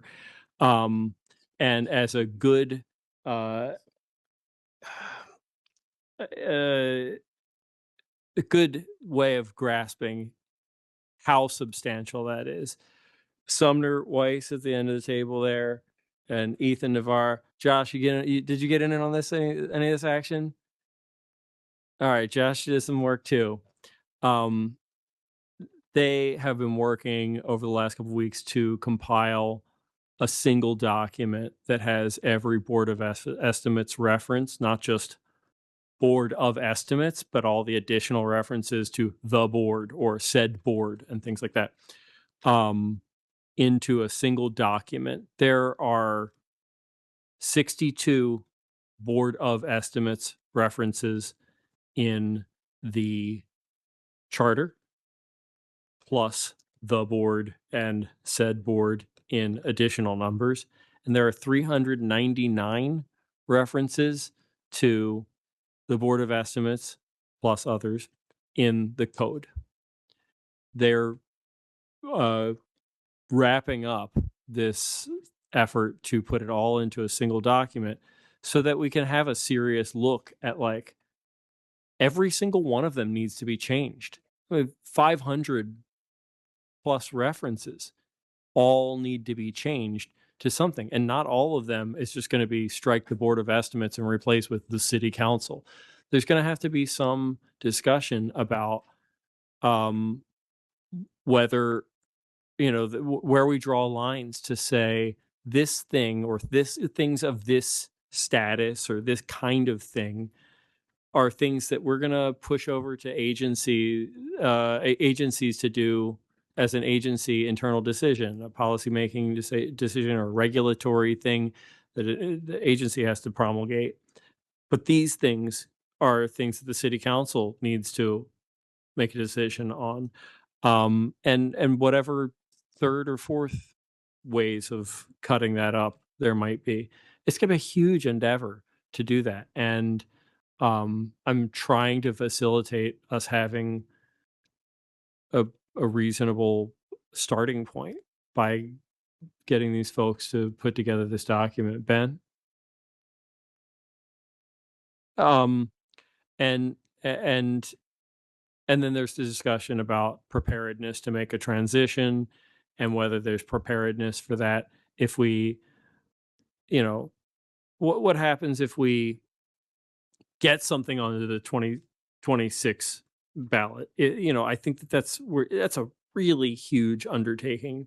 And so I put this document together in a way that keeps the Board of Estimates as it is, because I think we need this document in order to prepare ourselves to, at the very least, address this level of budgetary stuff that we've already identified. Like this, whether we do nothing with the Board of Estimates, whether we do nothing about the capital budget, this does actually address like 5 different things that we want to, or that we've talked about wanting to address related to the budget. And this makes a better presentation of that than keeping it in the Board of Estimates article. If we decided just to lop off the city solicitor and the public works director, maybe that would be a much less impactful endeavor here. It could be, but I don't want to do nothing in 2026. And I do get the sense that the Board of Estimates issue is much more manageable as a 2028 thing. But then that raises issues like if we're putting it onto the ballot in 2028 and there are things that change electoral, like voter mindset or campaign promises or campaign stances related to a position for somebody who would be on the Board of Estimates that is then being abolished at the same time as they're being elected to that role, where does that leave us? And if we're voting on it in 2028, is it reasonable to think that the change can occur starting with the new term? Are we ready with the transition of administrative function from the comptroller's office and the council president's office, getting things ready to go to a BOE meeting rather than come to the city council? And how does all of that work? It's a huge, huge endeavor to really understand how all that transition has to take place. I really want to make that happen personally. I just have a bunch of different intersecting and overlapping concerns about practicality. Ben? I just wanted to add, I guess, some additional context or maybe some a note from history that I think illustrates the complexity of what we're talking about. The city of New York had a Board of Estimate from 1898 to 1989. There's a Supreme Court case in 1987 called Board of Estimate v. Morris, which didn't rule their Board of Estimate unconstitutional. It ruled the way it did its voting unconstitutional. In the period between 1987 and 1989, there were 2 separate commissions within the city of New York in which they had to grapple with how they either reform their Board of Estimate or what they do to replace it. They wound up getting rid of it and replacing it with a different form of government. And I do think that the framing, which I believe Councilmember Jones pointed out, is that what this group is talking about is changing the form of government that we have. Our Board of Estimates was also created in 1898, and if we change it in 2028, it will have been 130 years that we have had this institution existing with varying degrees of power and individual serving. And the references are a helpful indicator for the level of complexity, but the bigger questions about what do they do, what powers do they exercise, and who are they assigned to will be far more beneficial to this group than going in a line by line edit of the code, because that is something that the staff can do once this body kind of makes its desires known. I'm currently slogging my way through a law review piece, specifically reflecting on the 1989 charter from the city of New York and that entire process. I'll share it with Ethan and he can circulate it. They deal with many of the exact same issues that we are dealing with right now. They talk about procurement and the role of the city council in the budget. And what else have I skimmed so far? The role of the comptroller, what we do with them. They talk about an independent budget office. They talk about any number of other things that I think are going to be very helpful as we have this conversation.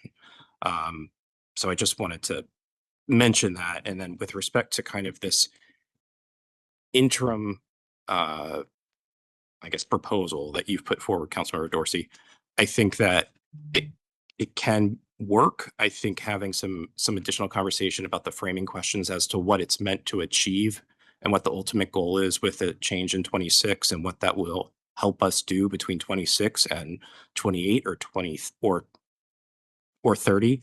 I think that will help guide some of this as well. Blanchard. So I think there's like two routes we can take here, and we gotta, like, it's the middle of February. We gotta, I think, decide which of these routes we're gonna take. We can either like identify sort of like unnecessary, burdensome processes, things that just are like unnecessary, kind of hidden like things that encumber our ability to have a meaningful amount of influence over the budget, as I think we've been doing, right? Like moving the budget needs to be introduced by April 15th, and the whole conversation around the veto and potentially just having the mayor introduce it, all that type of stuff, right? I think we can go that route. If we want to actually like seriously reconsider like this bigger conversation around the budget, like I think we should have, I kind of feel like the committee of the whole should have a hearing with like all the appropriate like folks and opportunity for public testimony and whatnot. Like that just feels like such a kind of, back to the other point, right? Just like such a substantially large conversation. And I kind of agree with you that like it's going to get weird during campaign season in ways that I don't think like if we're having this conversation in 2028, there will be influences on decisions that I don't think necessarily are in the right, necessarily public-minded considerations, right? Because of the nature of campaign season stuff. So I do think 2026 is the right time to have it. But if we're going to go that route, I think it feels appropriate as a committee of the whole, like in that room with the public testimony and all that type of stuff. Just my thought there.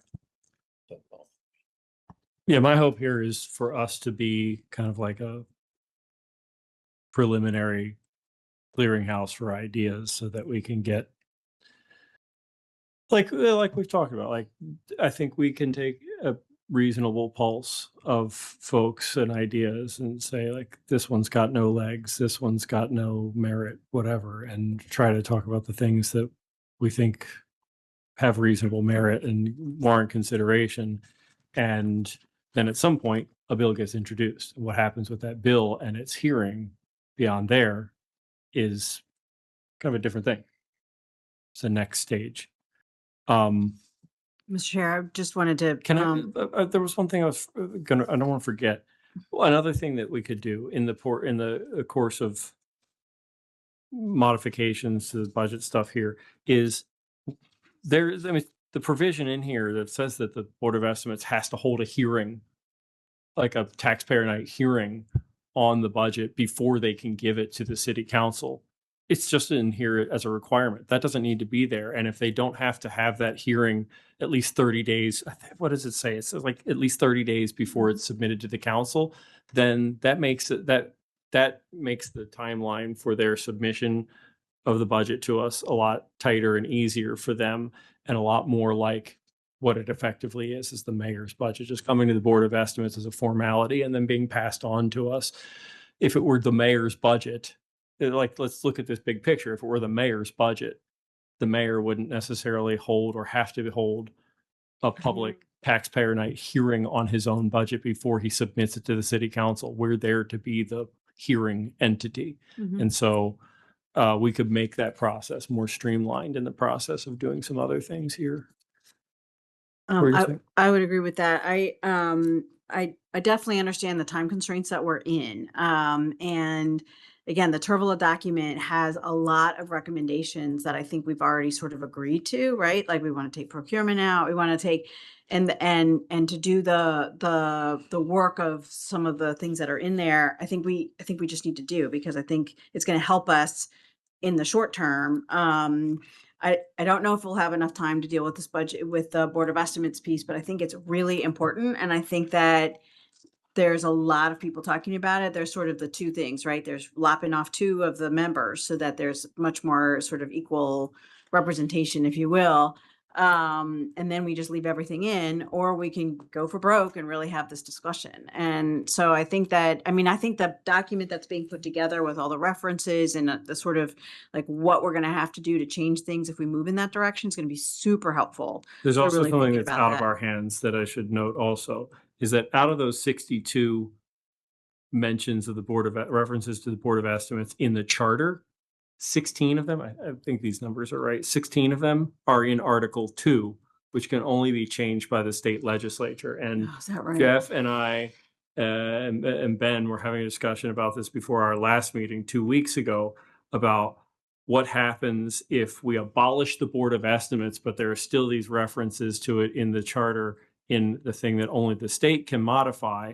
And I got told about the intention of the law, essentially that at the point when this was created, it was understood by the folks who wrote those state laws that the Board of Estimates was conceptually this thing that is separate from the city council and is this thing that does exist for some specific purpose. And I was like, why can't we just say the definition of the Board of Estimates is the city council for the purpose of interpreting these specific provisions in Article 2 that we can't change? And Jeff and Ben talked about, no, it's conceived of as something that is different from the city council. You can't just say that for the purpose of interpreting these specific things, the Board of Estimates will be construed as being the city council. And so there is a reality to like needing to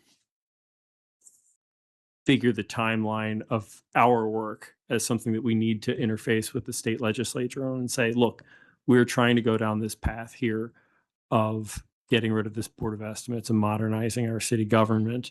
Like these things in our charter need to be changed by you guys in conjunction with that.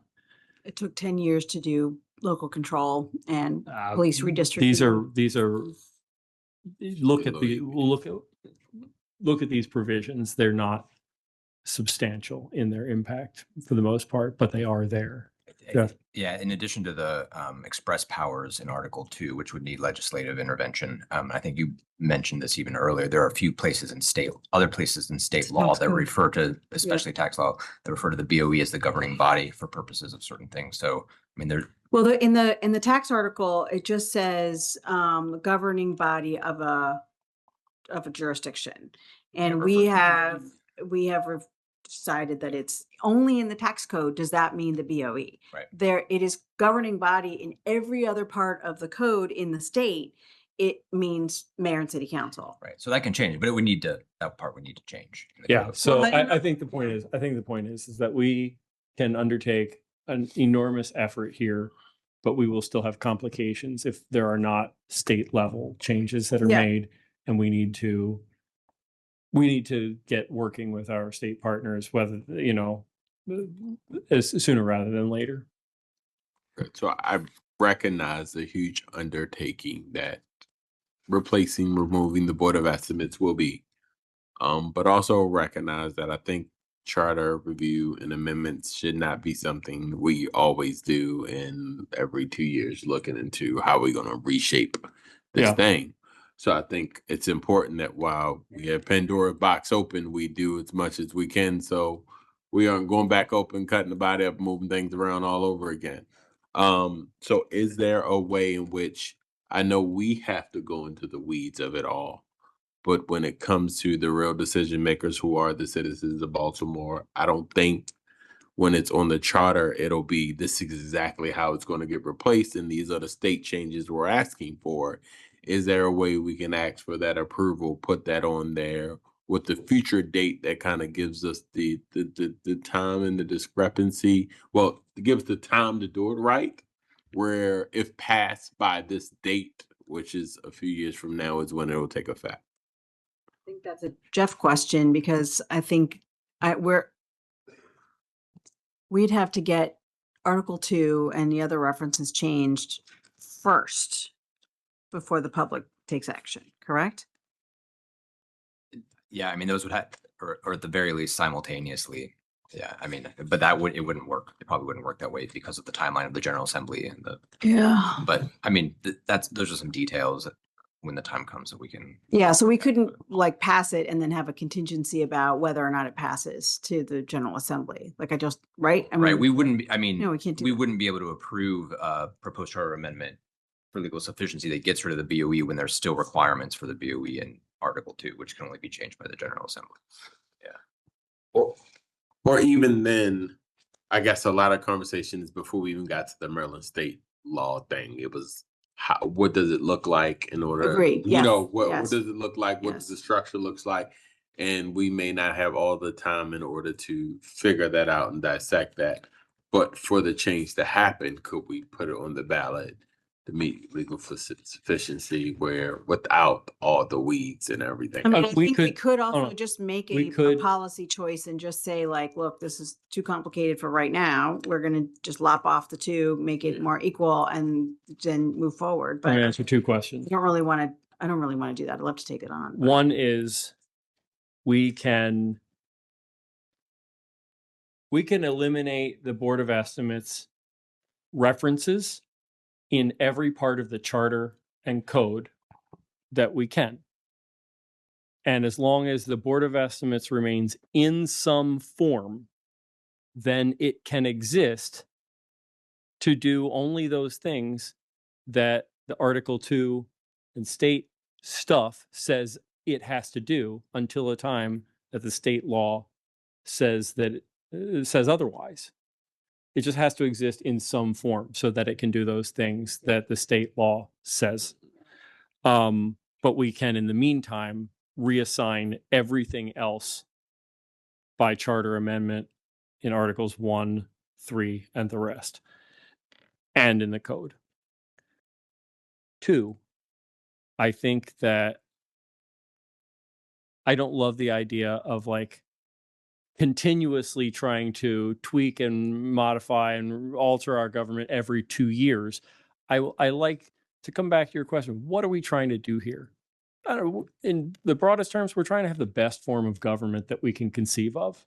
We're trying to have a really good government, and it's reasonable to me that we like lay out some sort of vision for that. And that the most important outcome of this committee is that we envision something better. And alongside of that, possibly say, this is our plan over these next several years to pursue this vision. And these things right now that we are proposing as short-term changes or near-term changes, rather, are the first or one of several steps along this process. And I think that things like what we've gone through here today with the Board of Estimates and the budget, or moving the budget into its own article and making these modifications to the budget process, giving greater clarity to these minimal like powers and duties of the Board of Estimates, adjusting this veto stuff. This is all very concrete stuff that can be a good interim and first step as we try to pursue other things, and that it's possible for us to present that in the context of saying, this is a multi-year endeavor. This is a first step. But I think that having like reviewed a lot of different topics here, I think that one of our next things that we need to do here is try to say, what is our vision over multiple years here? And I think that's the most important outcome that we could have from this committee.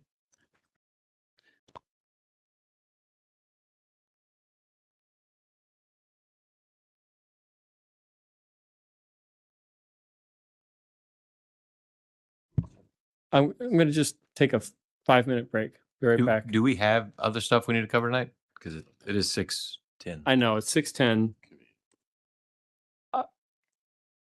Does anybody feel like we want to have another 5 or 10 minutes of conversation about anything at all? Okay. I want to give us a break for 5 minutes. I'll be right back.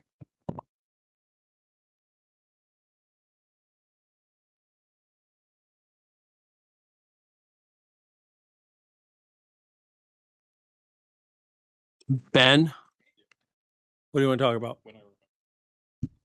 I think as the person who's going to be drafting this, I just want to understand the takeaways from this document Yeah. of what we are doing.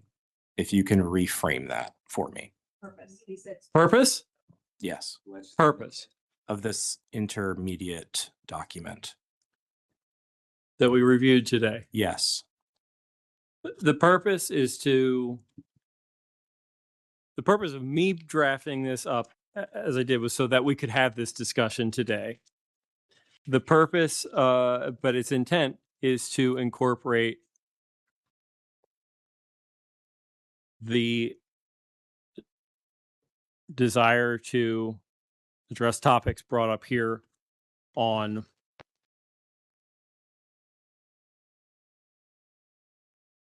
allowing for special funds to be created.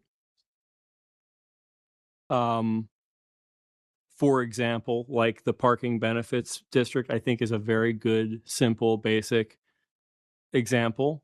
But I think that ones like the Affordable Housing Trust Fund are a similarly good example where we say there is a fund and there is a source of revenue to go to this fund, and its fund is used for this purpose and in this way. So to allow for that all to happen by ordinance. Two, that's one topic. Two is to give the city council more time with the budget.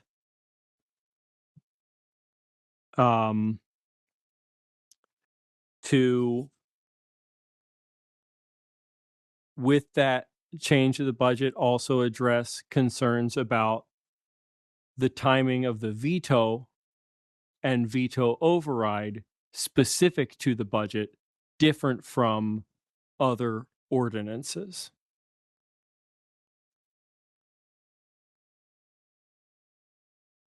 To, in the process or in the course of drawing up the issue of the veto as something unique to the budget, also addressing veto in general, about getting it from the mayor in 2 meetings rather than 3, and being able to override a veto at any meeting, regular or special, within a fixed time frame of 21 days. So that is generally pertaining to veto and veto override. To allow for conditional budgetary stipulations to be amended into, included in the budget.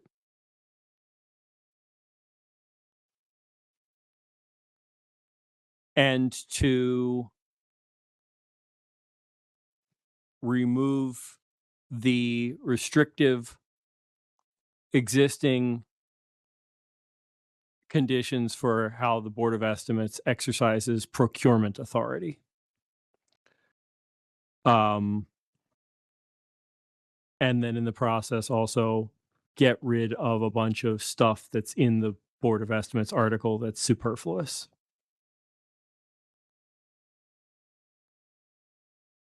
And in the course of doing all of this, just as a broad concept, move the budget out of the Board of Estimates, who is not really a rightful owner of the budget. They're just one of 4 players in the budget timeline and life. And that thus creation of the extra article just for budget. Is that good summary for you, Ben? Yes, I'll restate it to you to make sure I understand it. Okay, okay. That is the purpose. That does respond to the question, correct? Veto reform, special fund creation, procurement reform, budget schedule, salaries, budget conditions. Yeah. Okay. I have a question about elimination of the phrase, the Board of Estimates shall formulate and What page are you on? execute- Page 3 of your document, Uh-huh. at the bottom, Uh-huh. section 2. The Board of Estimates shall formulate and execute the fiscal policy of the city to the extent, et cetera. That phrase is something that the law department hangs its hat on a lot. And I want to understand if, from a legal perspective, so Jeff, if anything needs to be added elsewhere in the charter, or if it is not necessary because we don't need to articulate who necessarily affects policy because it's evident in that it's a legislative act. My intention here in the way that it's written is to be clear about essentially a separation of formulate and execute. Okay. So 2A1 is formulate in the form of submit to the city council the annual proposed ordinance of estimates. And 2A2, execute, award contracts and supervise all purchasing by the city. And then 2A3 is sort of a catch-all to say perform duties and exercise powers as may be directed by ordinance, to mean both that we can assign other duties to the Board of Estimates, but we can also place guardrails on how the Board of Estimates exercises its powers in the form of perform duties and exercise its powers as may be directed by ordinance. Jeff? Yeah, and that phrase that you mentioned says to the extent in the manner provided for in the charter. So I mean, this is just sort of kind of reorganizing and explicitly stating what those things are. I mean, I will take that back if there needs to be a broader statement, but insofar as that statement has always been tied to the extent specified in charter, I don't think it serves an independent function.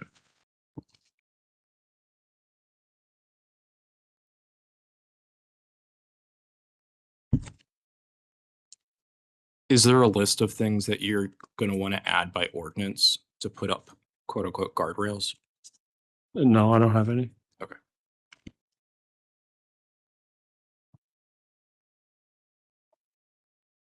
But I would say like a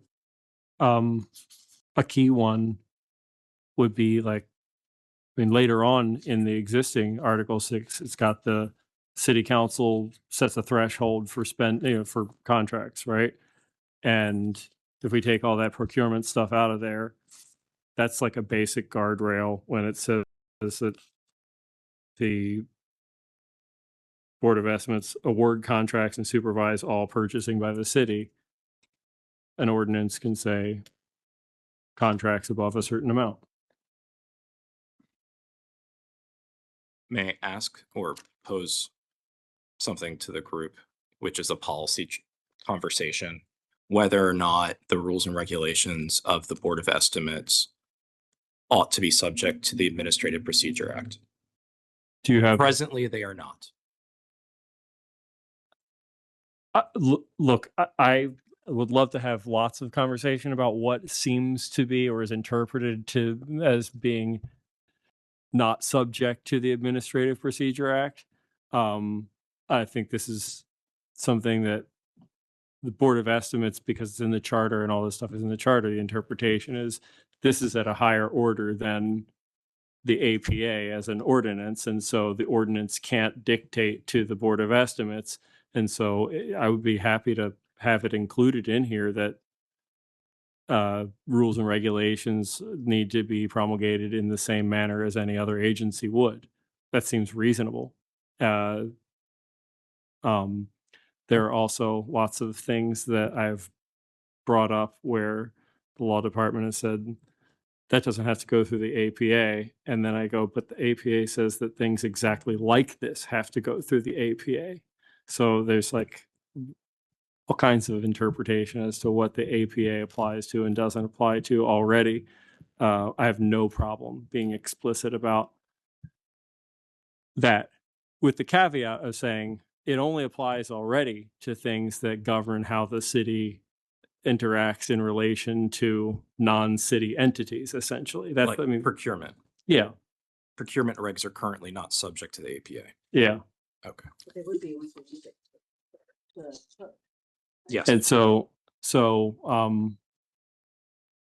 even if in general we said like the standards of the APA apply to the Board of Estimates, it would still only be those things that govern how the Board of Estimates interacts with the public, not regulations about how it calls municipal officials before it for oversight or things like that. Okay. Yeah. Next steps. Does the committee want to request the drafting of either this document or other documents that have been presented to this body? I think that we would need to vote on something that we're going to ask for them to draft. Like, let's say, just making this up, some of the things that we've already agreed to, we've agreed. We haven't voted, but we just agreed to on the Tervala document, like taking out some of the agency language from the charter and putting it in code. Yeah, I mean, I'm trying to use the Tervala document to the extent that it's reasonable in the course of putting together these documents, Right. that I can refer back to it and say, this was the reason Yeah, why I totally. suggested we do this. And so I think it's not reasonable to think that we can just do everything that's in the Tervala document. It's like, it's a lot. And it touches on sections of the charter that we haven't even discussed. Like, we Right. haven't talked about Article 1 at all. At all.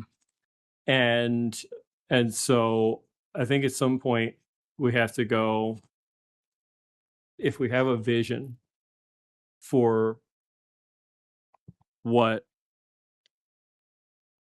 we want to be able to say to the public, this is how we think that our government can be reshaped over the next X number of years. This is a step along that path.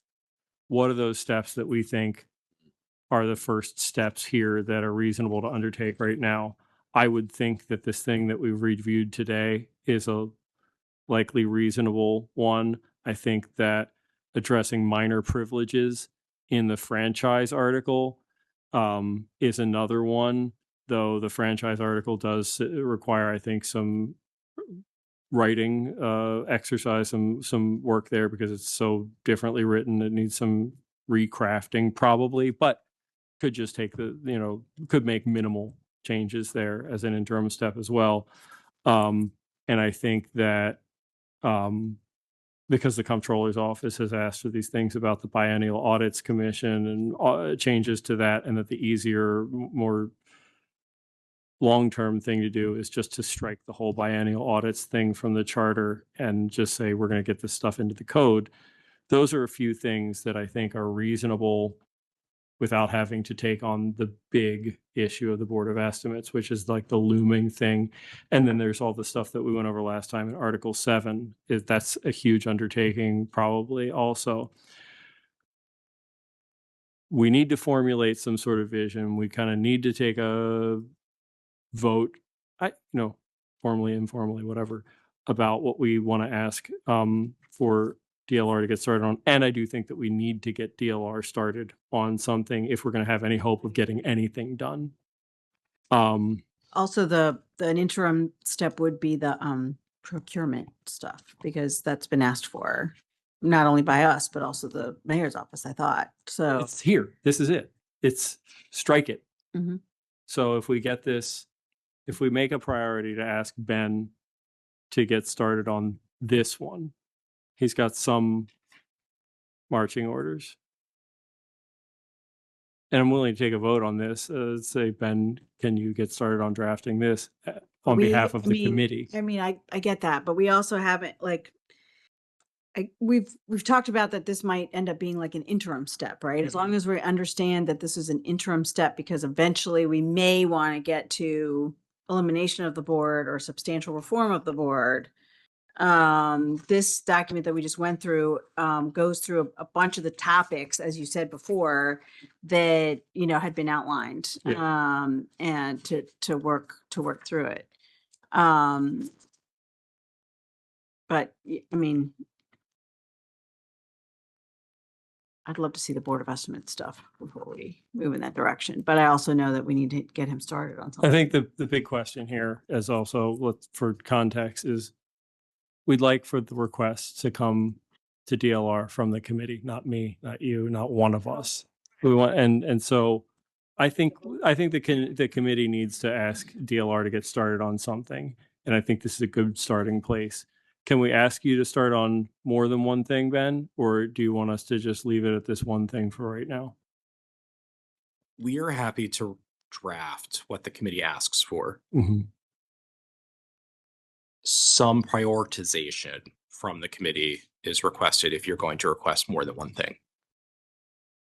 Okay. I'd like to propose that we ask DLR to get started drafting on this BOE budget mayor thing.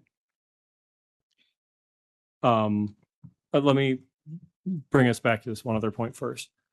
What do we think about this idea of eliminating the requirement for the Board of Estimates to hold its own taxpayer night I agree with it. thing? Because if we get rid of that provision, which is not written in here, but Ben can make note of, if we get rid of that provision, it dramatically eases the ability to meet a timeline that puts the council budget delivery earlier. Yeah, and if we're gonna get rid of the Board of Estimates anyway, we might as well just get rid Yeah. of that hearing that they're gonna have. Okay, so I want to propose that we ask DLR to get started on drafting this with that one change. Potentially with the capital budget, once we discuss that as well. And then, yeah, that would be let's get started on this. And then, and in order of priority, this,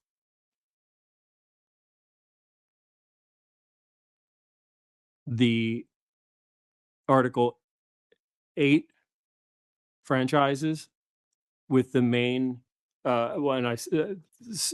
in accordance with the document that we went through last week, whose main goals are get that minor privilege stuff out of there and take out the obsolete stuff.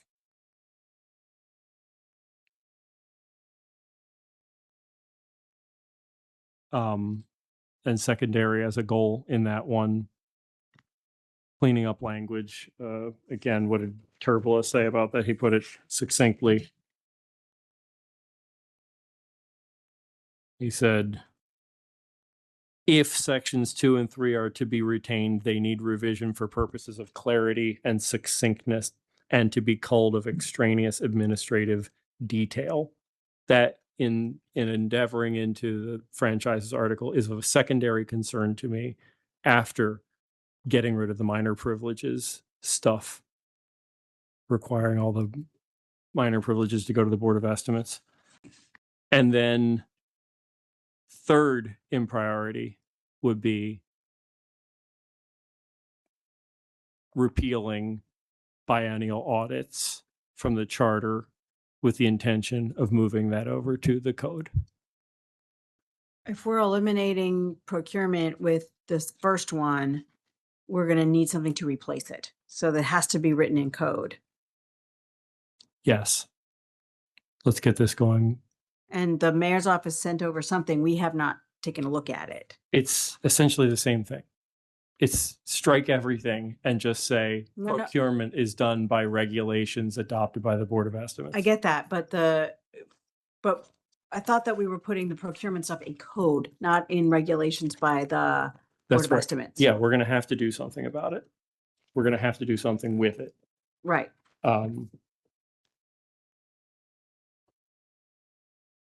Which I haven't looked at what the mayor's office sent over, but that is one way of doing it. There's obviously some things that we've talked about with procurement, not necessarily here, but separately. I think Ben is going to need a drink soon, so we're going to need to. May I ask a question? Yeah. Do you want these as discrete documents, or are you interested in having the committee's total 2026 package being one resolution of the mayor and city council? I'm interested in having it as a single thing. I think it needs to be separate for transparency. I think it needs to be separate for transparency. We can do this. Can we Instead of putting it defer on in the that? shell of a actual thing, we can draft it in the format, but have you all mull on the language, and then we can put it into whatever number of shells that you want. Yeah, that sounds reasonable. Mhm. We can defer decision on whether to put it in multiple things. Are you We can- taking a vote on this, on these requests? Okay, so I'm proposing the things that I've just laid out in order of priority. Second. Budget, BOE, mayor, franchise, biennial audits. Does that, everybody get the proposal? You second? Yeah, as long as we're doing also when we take out procurement from the document we just read through. Right now, we just want to make a decision here to get DLR drafting something. Right, I understand that, but just Are you saying that you don't want to ask DLR to draft anything that we just talked about unless we also ask them to draft? But I just want to make sure that it's very clear and on the record that we have to put a replacement in for procurement once we take it out of the charter. I think everybody understands that. But it's not a contingency of this vote right now. I'm just putting it on I the just- record but I that that just- is something that we need to look at and that we need to do. All right, so we're going to ask And we DLR to put draft these. Hosea in charge of procurement. All in favor of what I've outlined for DLR to get drafted on, say aye. Aye. Opposed? Abstention? Great. We've taken a vote to ask DLR to get drafted, get started drafting some stuff. Thank you, Ben. All right, let's get out of here. Yes, Councilman Blanchard. Very briefly, committee request. Jeff, can Law look into that and just see if that's a real thing and all that good stuff? Okay. It is Thank- among the things that what we just asked Ben to draft would be struck. That's correct. This is because it's, So it would then move into ordinance. It would be a, oh, no, wait, struck. This is the budget thing. Oh, right. yeah, so it is. I think it's in Articles 2. I don't know that it's. Well, I guess, can you check with Ben and just make sure the point is, I just want to make sure that we don't miss an important opportunity there. So, okay. That's all I Cool. got. Thank you, Mr. Chair. Thanks.